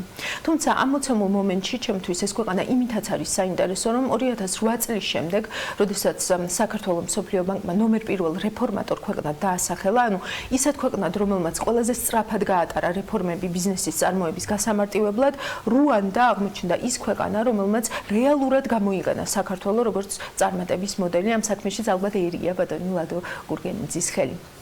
და 2015 წლისთვის რუანდა უკვე საქართველოს ფეხდაფეხ მსოფლიო 20-ში იკავებდა ადგილს. ეს რუანდისთვის იყო დიდი მიღწევა, საქართველოსთვის იყო პოზიციების დაკარგვა, რადგან 2010 წლის მდგომარეობით 2006 წელს მე-100 ადგილიდან საქართველოს მსოფლიო 10-ში შედიოდა ბიზნესის წარმოების სიმარტივის მიხედვით. რა ხდება დღეს 2019 წელს რუანდა ეკონომიკურად მესამე ყველაზე მზარდი ქვეყანა იქნება მსოფლიოში და ამას ამბობს საერთაშორისო სავალუტო ფონდი. საქართველო ამ ჩამონათვალში 44 ადგილზეა. კიდევ ერთი ქვეყანა, რომელიც ასევე ძალიან მნიშვნელოვანი ქვეყანაა შედარებისთვის, ეს არის სომხეთი, უკვე ძალიან ახლოს საქართველოსთან. სომხეთს არ აქვს ნავთობი, არ აქვს ზღვა, არ აქვს გამოკვეთილი სატრანზიტო ფუნქცია და ამის მიუხედავად ეს ქვეყანა ახერხებს წინ წაიწიოს რეიტინგებში, გაზარდოს საკუთარი კონკურენტუნარიანობა და საერთაშორისო სავალუტო ფონდის პროგნოზებშიც გაცილებით უკეთესი პოზიციებით გამოჩნდეს. კერძოდ, 2019 წელს ფონდის პროგნოზით სომხეთის ეკონომიკა 6%-ით გაიზრდება. სომხეთი საქართველოს უშუალო მეზობელია, ამიტომ ამ კონკურენციას რეგიონში მიმზიდველობის ცენტრად ჩამოყალიბებასთან დაკავშირებით გაცილებით უფრო სერიოზულად შევხედავდი, ვიდრე რაც ჩანს და როგორც ამას ჩვენი ქვეყნის ხელისუფლება უყურებს. ამის მარტივი და ყველაზე ახალი მაგალითი არის რაინეარი, რომელიც სომხეთის ბაზრითაც დაინტერესდა. საერთაშორისო სავალუტო ფონდის მიერ განახლებული მონაცემები აჩვენებს, რომ 2019 წელს მსოფლიო ეკონომიკა 3%-ით, განვითარებული ქვეყნების ეკონომიკა 1.7%-ით, ხოლო განვითარებადი ქვეყნების ეკონომიკა 3.9%-ით გაიზრდება. კარგია, რომ საშუალო ზრდაზე მაღალი ზრდა გვაქვს, ორი აზრი აქ არ არსებობს, მაგრამ სანამ ამ აზრით ტკბობას მივეცემით, შეგვიძლია სულ ცოტათი უკან გადავახვიოთ ეს ჩართვაც. მადლობა ანა ბექა საქმიანი დილის ანალიტიკისთვის, როგორც ყოველთვის. აი ესე დავიწყოთ რეგიონით, გადავიდეთ თვალსაჩინოზე, ძალიან საინტერესო თემებით შევაჯამეთ დღევანდელი საქმიანი დილა და პრინციპში მთელი საქმიანი კვირა. მადლობა ელენე, წინ საინტერესო ანალიტიკის ეთერები გელოდებათ. დაარწმუნებული ვარ, რომ ძალიან ბევრ საინტერესო სტუმარს და თემას გაშლის დღევანდელ ეთერებში. ელენე, ჩვენ გემშვიდობებით ორ შაბათამდე ბედნიერ უქმეებს გისურვებთ და რა თქმა უნდა, საინტერესო ამბებს, რომელსაც მუდმივად განახლებად ვებგვერდზე BM-ზე მუდმივად შეძლებთ, რომ წაიკითხოთ. ბედნიერი უქმეები.